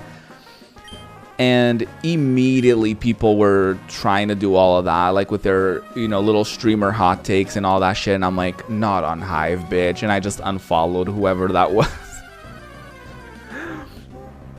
I was like, we're keeping that on Twitter. I refuse to see it anywhere else. I mean, I refuse to see it on Twitter. You know what I mean? Remember when you would bully me with white women? And now, exactly. And then she became the white woman bullying me. You became the problem.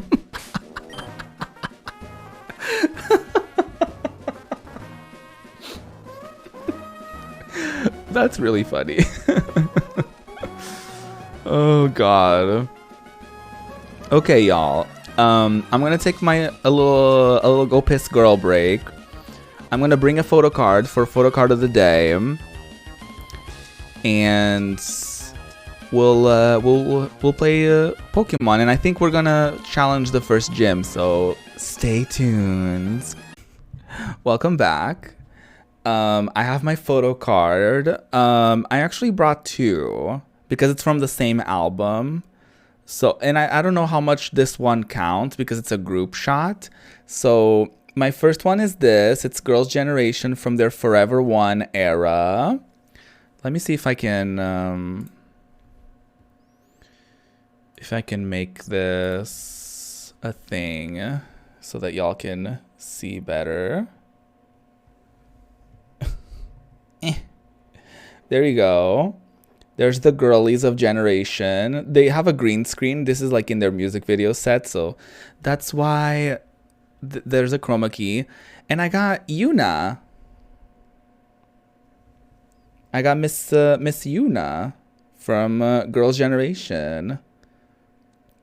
My first Girls' Generation album is Forever One.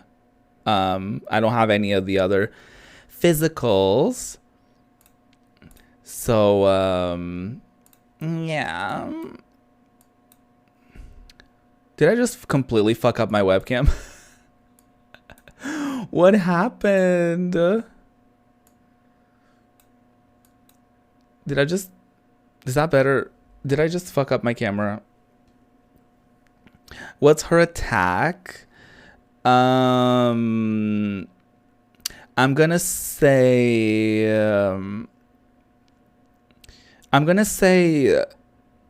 attracts.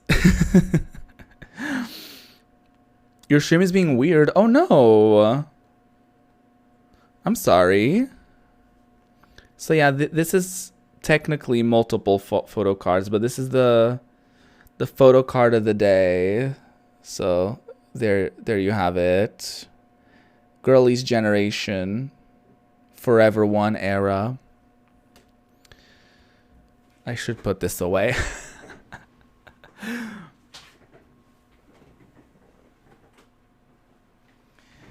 I don't have any Blackpink albums, by the way, and I certainly don't have any Twice albums either.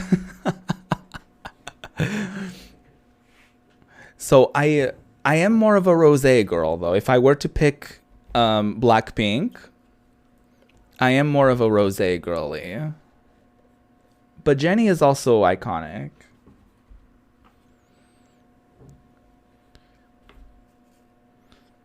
I'm very curious to hear Jisoo's solo coming soon. What you looking at? What you looking at? What else was there? Praise Jisoo's. Stop. I hate it. I hate it here.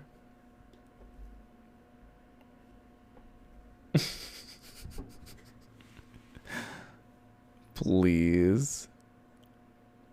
Thank you for redeeming photo card of the day. That was the first time photo card of the day got redeemed. And also my webcam looks like a photo card here. So there's that.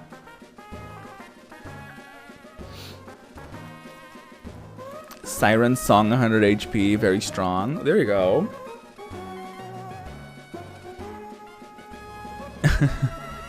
Could you imagine if I had a Chaeyoung photo card?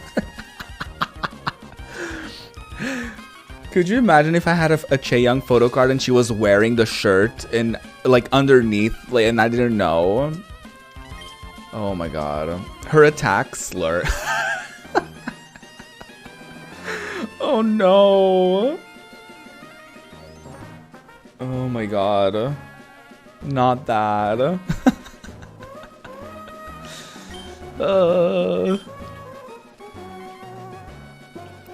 Yeah, thank you so much, Passion's Planet, for redeeming the photo card of the day.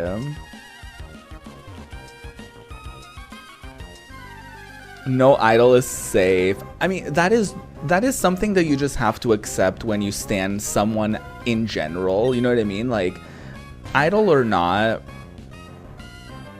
that's just something that you have to, you know, even on Twitch, like anyone that you ever, like, that you don't really know as a person, you never 100% know what they're gonna be like, especially if they're a celebrity and they, you know, they have a lot of media training and all of that stuff, so you don't really know all of their, you know, thoughts, feelings, and concerns about things, right?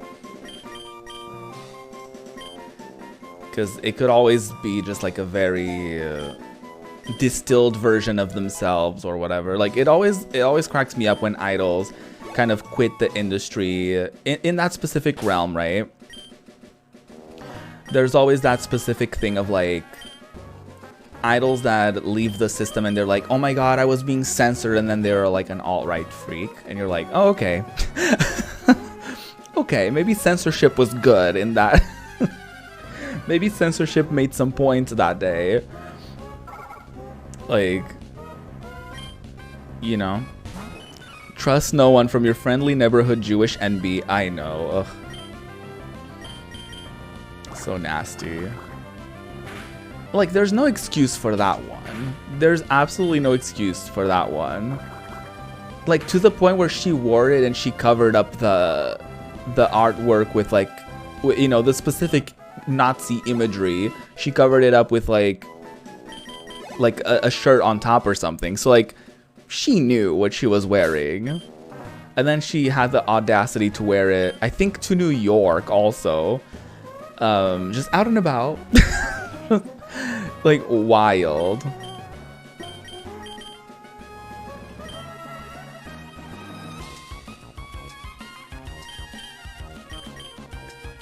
And I find it very hard to believe, like why would, like, how would she not know? Like, how would she not know that? You know what I mean? Like, that's the thing. Anyway.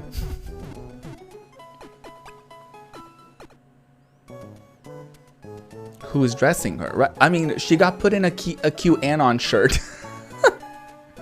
Honestly, maybe the Maybe the stylist was onto something. Maybe the stylist was like, this is very you. And she was like, oh, why? And she's like, no reason. Oh, God. No, but apparently she has worn that a few times before, like on her own time, like out and about. So people just assume that it's like her own shirt.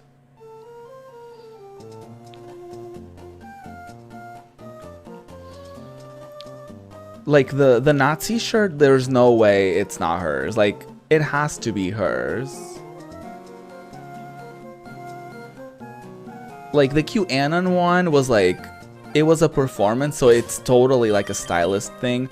But also, like, Twice have been in the industry for several years. If she knew, she could have refused to wear that. You know what I mean? So, but that one, I believe that, you know, people may not know, right? But there's no excuse to wear the Nazi, to wear Nazi imagery, girl.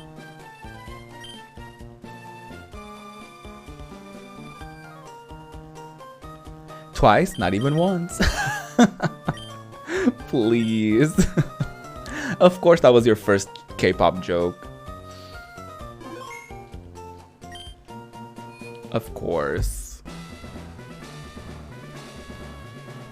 Alright, y'all, let's try the first gym and see what happens. I am very afraid.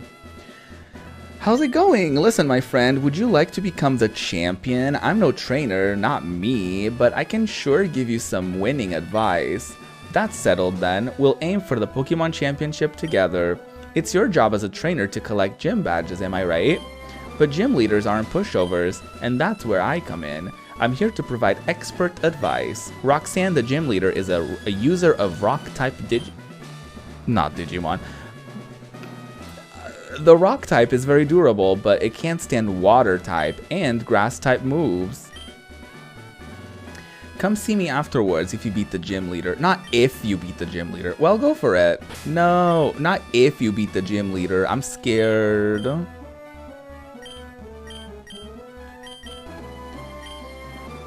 I'm scared. I'm gonna put Bra first just to get some experience. Do you know what I mean?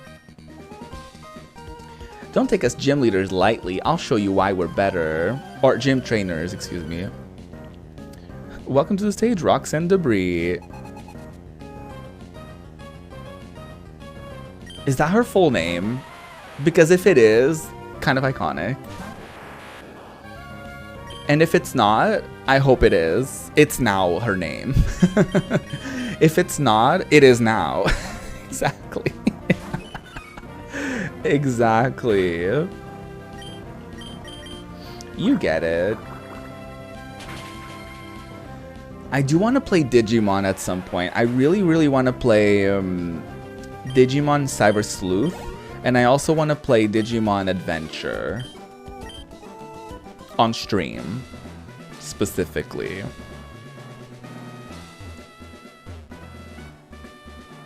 Oh, double battle. If you can't beat me, you won't stand a chance against Roxanne. This is probably not a good idea. We might be in the middle of town, but so what? My rock Pokemon need room to rampage. Digimon, yes. I say in a normal tone without yelling.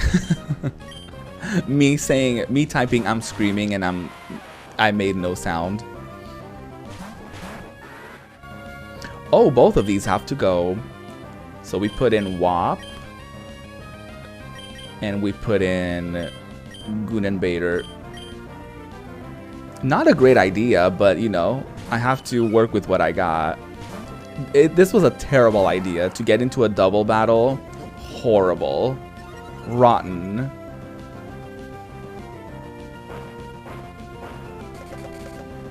I fucking love Digimon. Superior to Pokemon across the board. Fight me.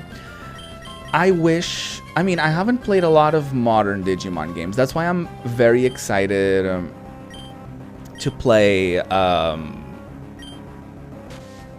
very excited to play like Cyber Sleuth and Adventure and all that stuff, because the Pokemon games I feel have been better than the Digimon games. But Digimon as a whole, in my opinion, is better than Pokemon. Like as in like the anime, and even some games. Like I remember really living for like the whatchamacallit, the like Digimon World, you know, as a whole, the Project Ruby story. You know what I mean? I really do want to stream both of those because Cyber Sleuth apparently is very like Persona-y as far as like, well, it's Persona-y from the perspective of like it's a murder mystery RPG type of vibe. And then Adventure is basically the first season of the anime, but in a JRPG format. So that's exciting to me.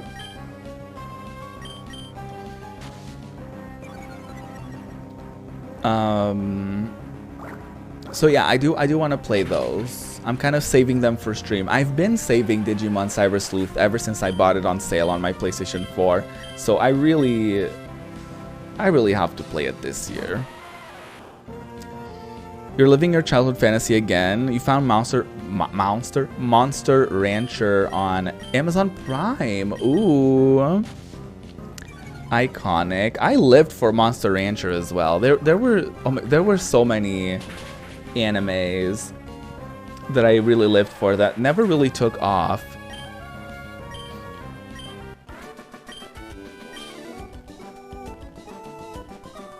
They have a game on Steam too. They brought back the games, the PS1 games on Steam as well at some point. Okay, we're holding up pretty well, pretty nicely. I think Roxanne is the last one, so I'm gonna go to the center. Just make sure that we're all the way healed up, and then wish me luck, y'all.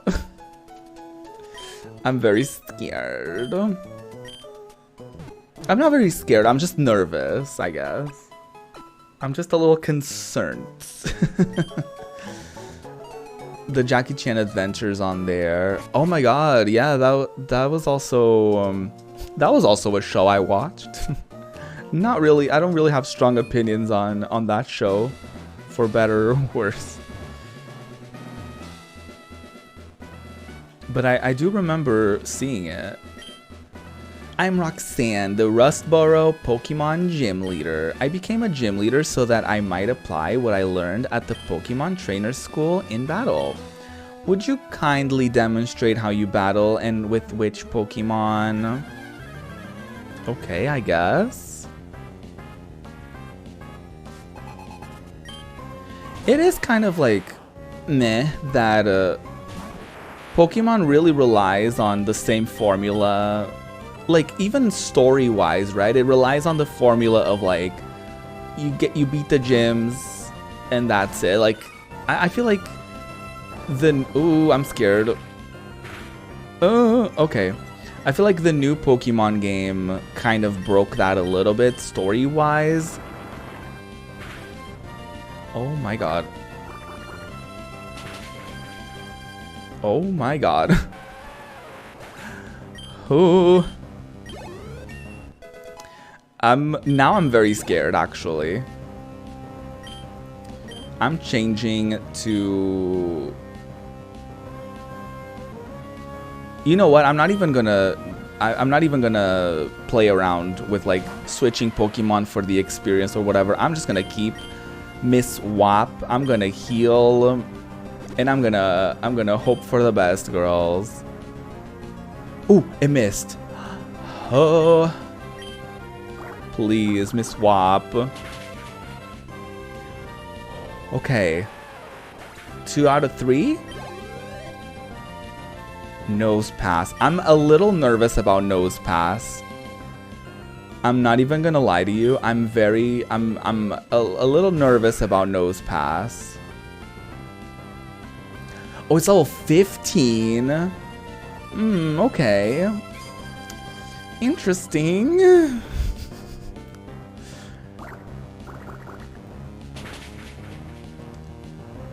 Oh no! That was not a lot. That was not a lot. We need a critical now. That's what we need. We need a fucking critical. Because we've gotten so many criticals and killed Pokemon that we wanted to catch.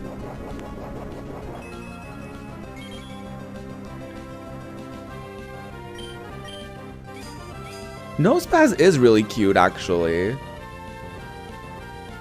If you remove the element of fear, I do enjoy it. He's friend shaped, you know? Not so sexy. Not just sit on it. Okay, girl. Oh, I didn't even think of giving Wap an Oranberry. That didn't even occur to me. Okay, we need healing. We need to heal. We need to heal Gal. Are we all looking at the same Pokemon? He's cute. I mean, I don't think he's sexy, and I certainly wouldn't sit on him.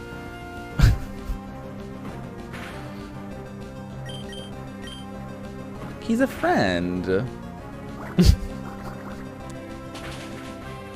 Come on, get a critical, Miss Wap. Are you shitting me? How many fucking potions does she have?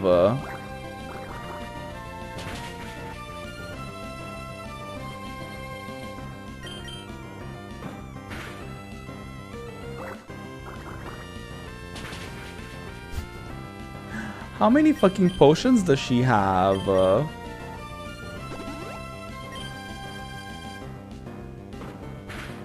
I mean, I guess I also have many potions, but that's besides the point.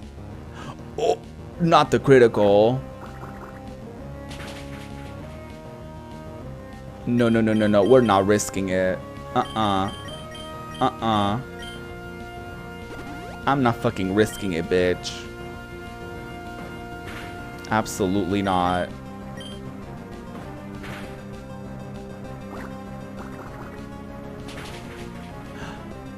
I got a critical when I needed it.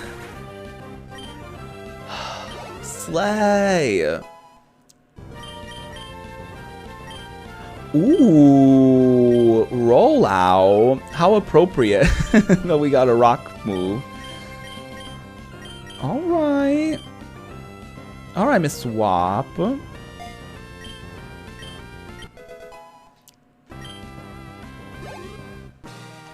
We did it. So I lost. Seems that I still have much more to learn. I understand. The Pokemon League's rules state that trainers are to be given this if they defeat the gym leader. Please accept the official Pokemon League Stone Badge. Iconic. We did that.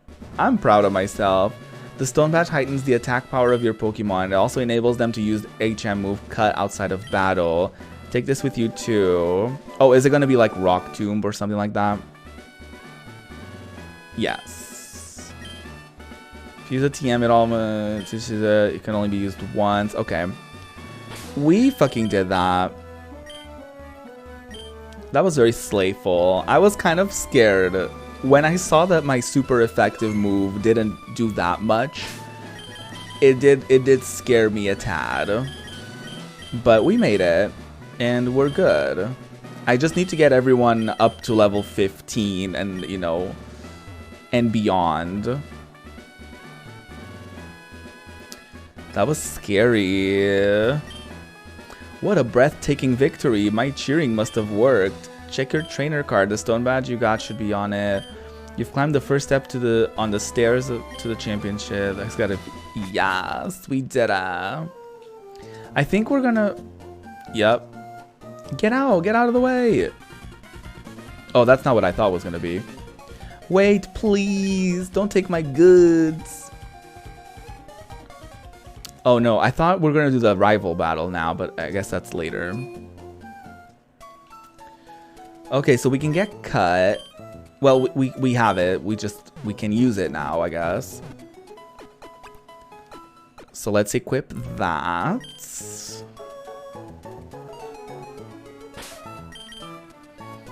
Did you finish Pokepark, Passion? I know that you mentioned that you wanted to play Pokemon earlier. Are you still, do you still have that going on? I don't want to give that to Cock.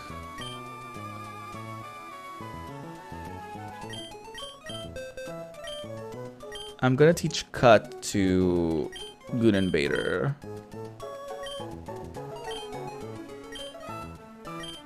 I mean, I'll check if Cock has something else that's we could get rid of, I guess. But I don't think we should give Cock Rock Tomb. Just doesn't make sense.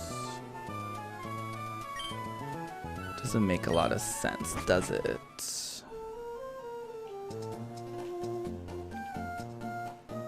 So now we can use Cut, so we can fight the other trainers in there.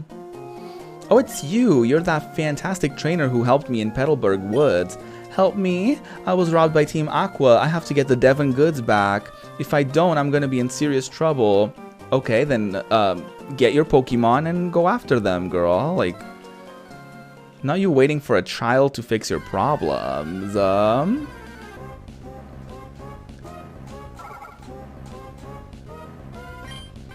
Not them waiting for a child to fix their issues. Wap really carried that gym though. I was really scared. There was a chance that we weren't gonna make that, and that really worried me. That really worried me for a bit there. Oh my god.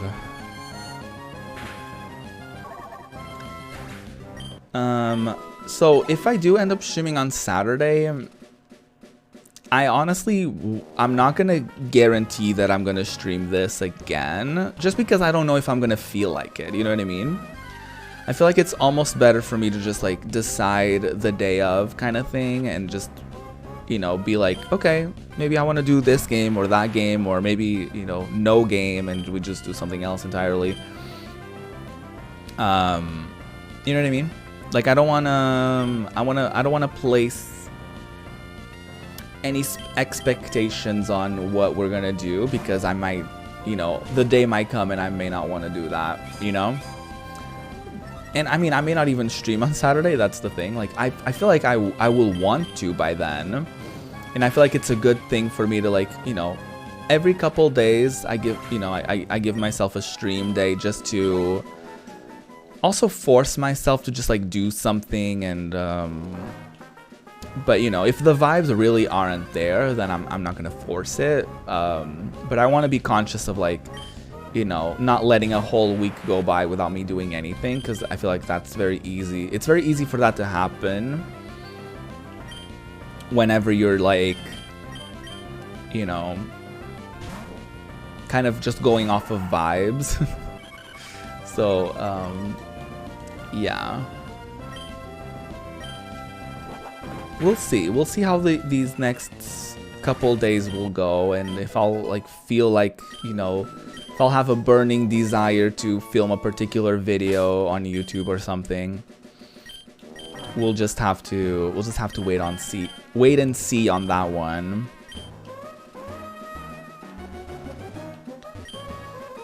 I was digging in the tunnel, and then someone ordered me out. The tunnel's filled with Pokemon. They react badly to loud noises. They could cause an uproar. That's why we stopped using heavy equipment for tunneling. I'm worried that the goon will do something silly and startle the Pokemon into an uproar. Okay, that's all fine and dandy, but I'm gonna train a little bit.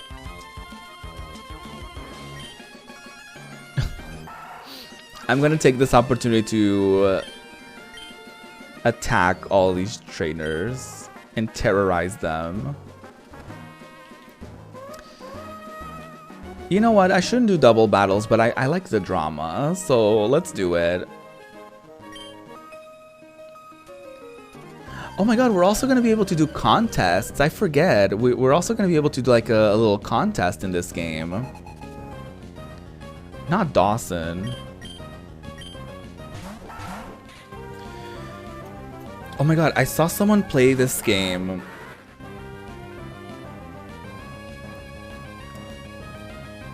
And the Lady Sarah, I know. And the Pokemon names were not the Pokemon names, the trainer names were like, I think they were both like Drag Race girl names or something like that. There was I forget what it was. I think it was a girl character named Alyssa, and there was a guy named character named Edward or something. I think that's what it was. And whoever was playing it was like, oh, if this game had come out a few years later, I would have believed that it was a Drag Race reference, but it probably wasn't.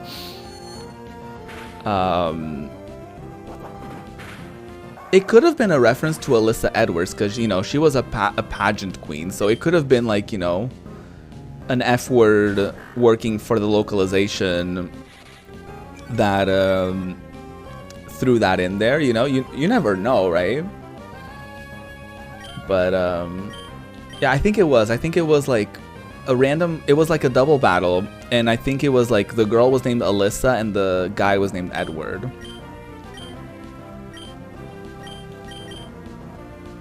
I think that's what it was.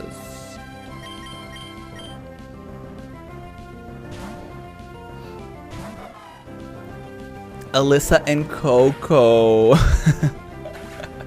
That would have been cute. I think there's a mod. Now that I remember, I think there's a mod that replaces all of the trainers with like Drag Race queens. I think. I don't think I dreamed that. I feel like I downloaded that on my old laptop. I can't confirm or deny if that's actually a thing, but I'm pretty sure it is. Hey, Azzy. Welcome, welcome.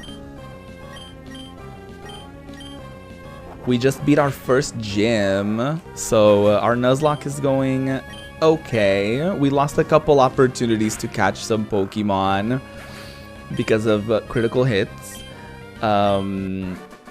But I would say, generally speaking, we're doing good. I've been okay. I've been recovering from extracting a wisdom tooth. So, you know, not fun. But yeah, I'm getting the stitches removed tomorrow, and I felt a little bit better today.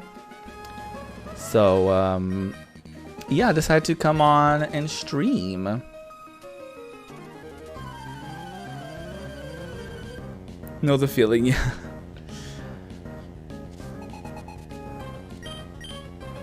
Come on, Jerry and Janice.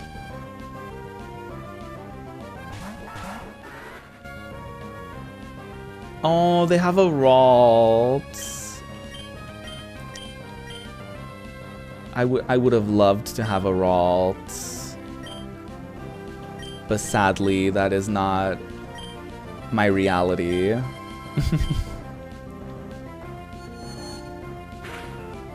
Unfortunately, that didn't work out for me.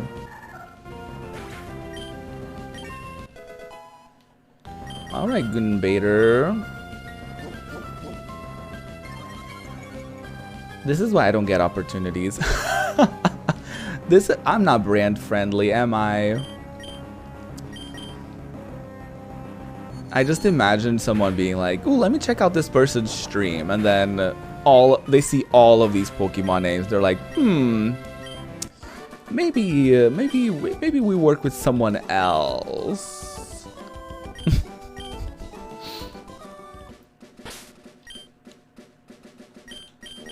I don't do it to scare away brands, you know what I mean? But maybe it wouldn't hurt if I toned it down a little bit, but what else would I name my Pokemon? Like, you know, like Veronica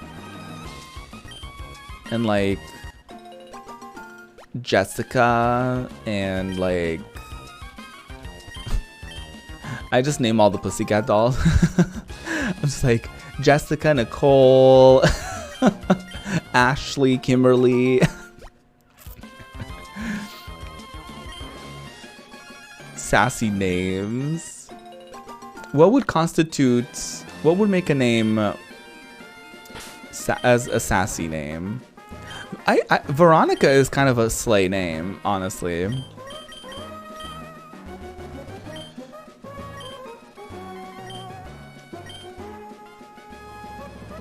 Veronica is kind of the moment.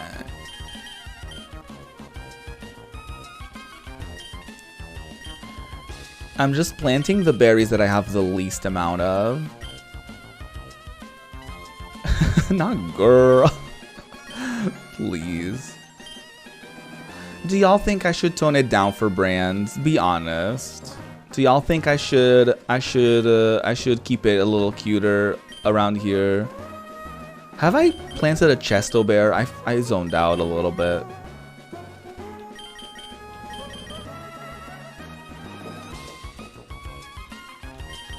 I'll plant a Chesto Bear. Also, I should give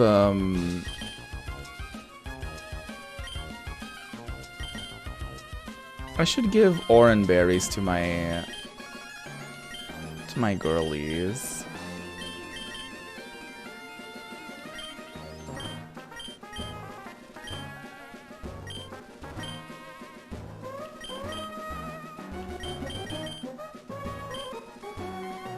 Just, you know, as a safety precaution.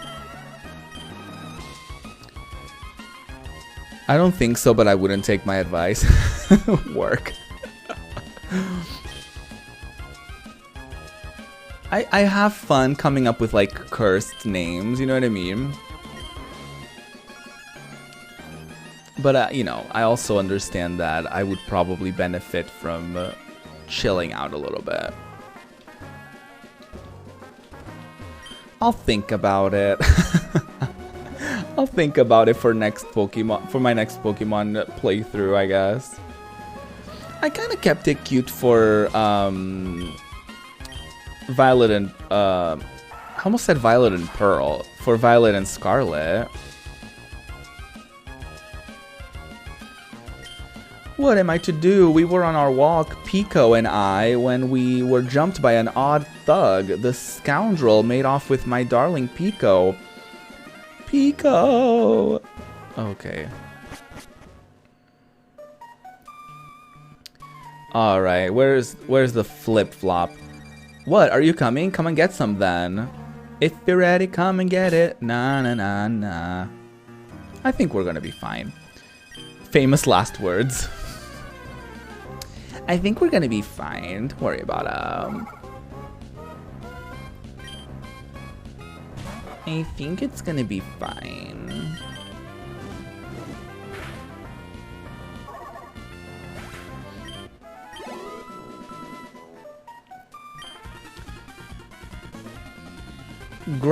Keelhaul it all. That hostage Pokemon turned out to be worthless, and to think I made a getaway in this tunnel to nowhere. Hey you wanna battle me? Sure. You know what? Sure.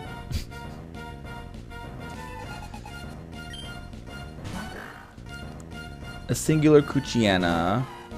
Honestly, the brands that look at all this nasty behavior and go, you know what, let's give this Effler some money, are the brands that I want to support. Fair. That's fair. I mean, honestly, there are brands that openly associate with people that say actual slurs. So, you know, I feel like me naming my Torchic cock is the least of their problems. You know,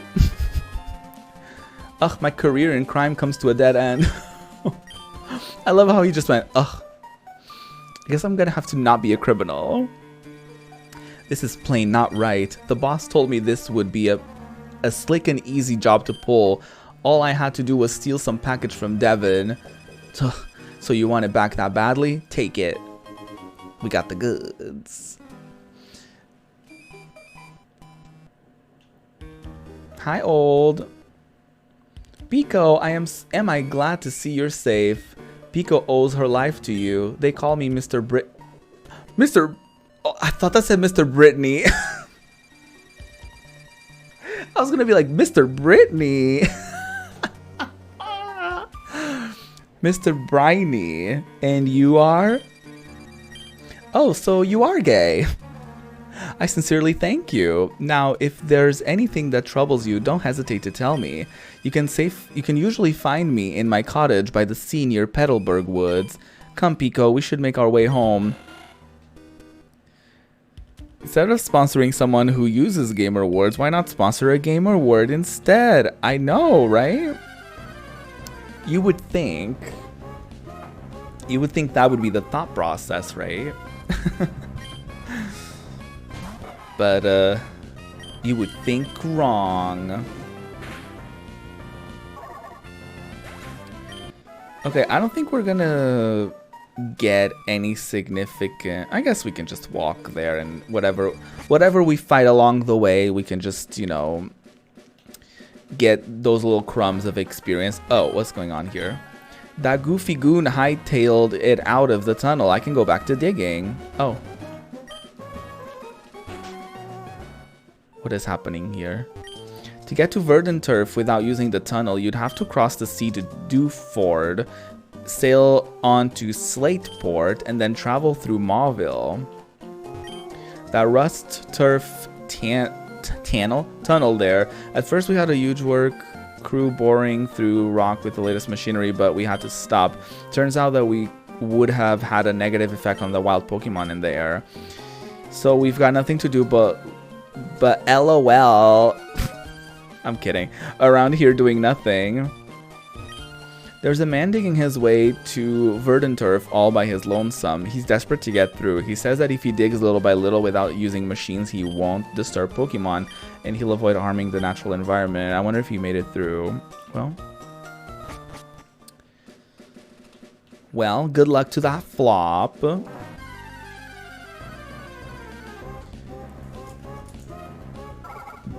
Laughing out loud lusciously. Yes. Or just like an extra L for like, and for like, you know, for drama. Just like, LOL. We were just here like, LOL. LOLing. I hate it. I actually hate it. Oh, I should have been using hole for pole this whole time.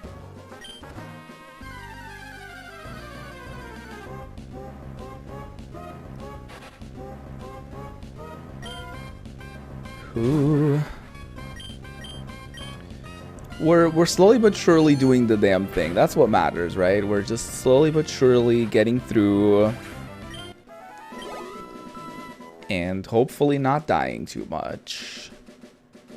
It's rather surprising that we only had one whatchamacallit, one I was trying not to say death. I was trying to use one casualty. That's the one. It's rather surprising. I mean, if we get one casualty for each gym, I will be happy. That works for me. Hello. How did it go? The Devon goods. You did? You got them back? You really are a great trainer. I know. As my thanks, I'll give you another great ball. Thanks. Excuse me, please. Come with me. Oh, I'm getting kidnapped. This is the Devon Corporation's 3rd floor. No. I'm not saying I would sacrifice them. I'm just saying, like, if I only lose one Pokemon per gym, then I'm okay with that. You know what I mean? Because we only lost one Pokemon. You know what I mean? Our president's office is on this floor. Anyway, I can tell you how much I'm grateful for what you've done. That parcel you got for us back there, could I get you to deliver that to the shipyard in Slateport? It would be awful if those robbers try to take it again. So, could I count on you for that one? Oh, that's right. Could you wait here a sec? Oh. What?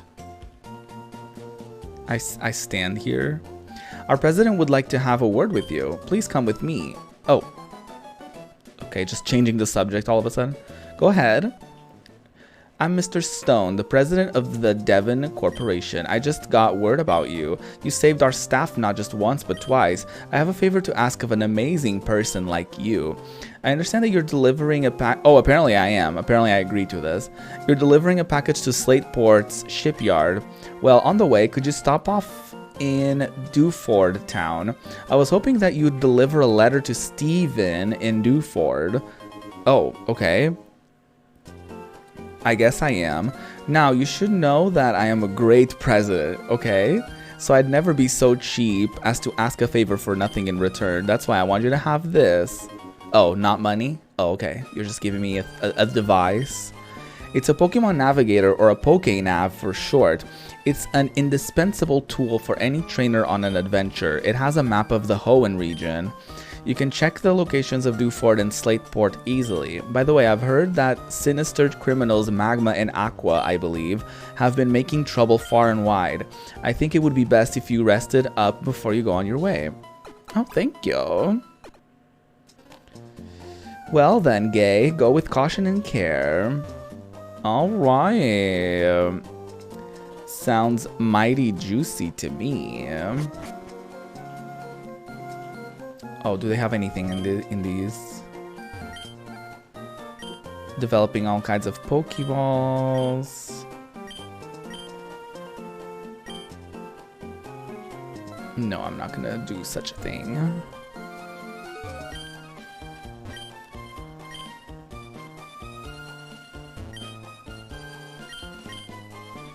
Okay, a device that shows the dreams of the Pokemon.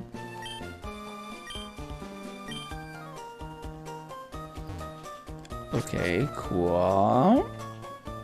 Slay, slay. I'm always welcome here. Okay, cool. Thank you.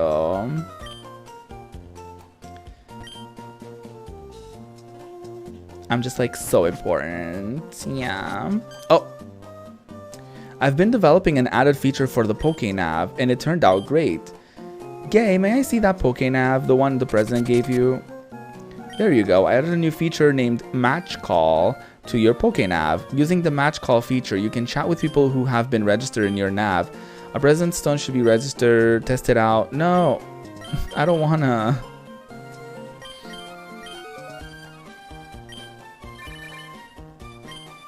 Oh, Gay. Since you called me, the Pokenav must be working properly. Other people will be registered, so try calling them up too.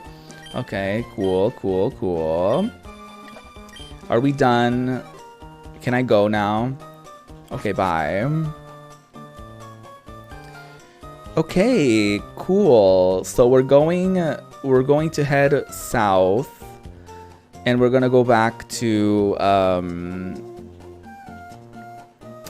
oh god, okay. So our rival is right there. So we're gonna do that before we wrap it for the day.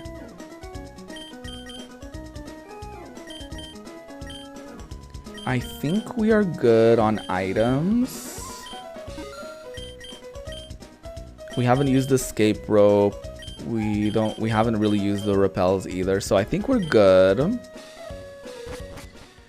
Alright, y'all, time to face our rival for the second time. Hopefully she's not gonna beat us up. Oh, hi, Gay. You had a match call feature put into your Pokenav. Let's register each other so we can contact one another anytime. I actually have to head out, but I enjoyed this lax stream. Thank you so much. I appreciate it. Aw, love you too. Thank you so much for being here. I'm probably not going to stream for that much longer, so the only thing you're probably going to miss is the May battle. I'm probably going to wrap up soon afterwards anyway, so yeah, thank you for being here. I appreciate it. I passed Mr. Brainy in Petalburg Woods. I guess he's on his way home to his cottage by the sea. How's your Pokédex coming along, Gay? Mine's looking pretty decent. Oh, can we just like not battle? You just became a trainer. I'm not going to lose. We'll see about that, ma'am. Her outfit is so ugly, nah. She has a Torkoal. Where the hell did she get that? I love Torkoal. I want him. Oh no, not Curse.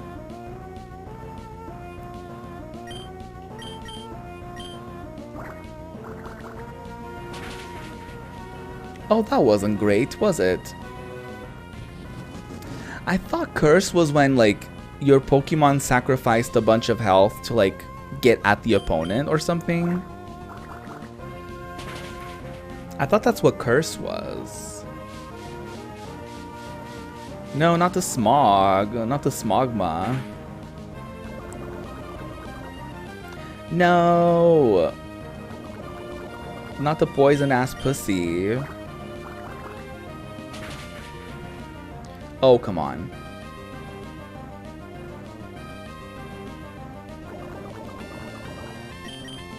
I'm kind of glad I didn't use an antidote because she would have just like done that again and I would have gotten poisoned again. Oh, Miss Mudkip.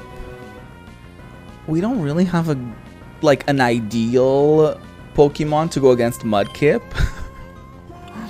We don't have like grass or electric or anything like that, so we're gonna have to hope that Good and Bader handles this one, because we don't really have like a great Pokemon for this. Oh no, not Bide. I hope we kill it in time. Okay. That was scary. That was kind of scary. By the way, Mr. Brainy, who I just passed, Gay, you just moved here, so you might not know this, but Mr. Brainy was once a revered seafarer. Okay, I get the hint that I need to go visit him. I get it. I understand.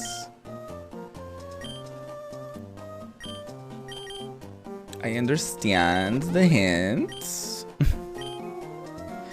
We're gonna do all of that though in the next Pokemon Emerald Nuzlocke stream, y'all. This has been such a lovely and chill stream. I really appreciate y'all for being here. We've only had one casualty. We did very regrettably miss a couple opportunities to catch Pokemon. But that's okay because we're still here. We're slaying, and we're doing great. And we'll do more of this in a future stream. So I hope that you've been enjoying.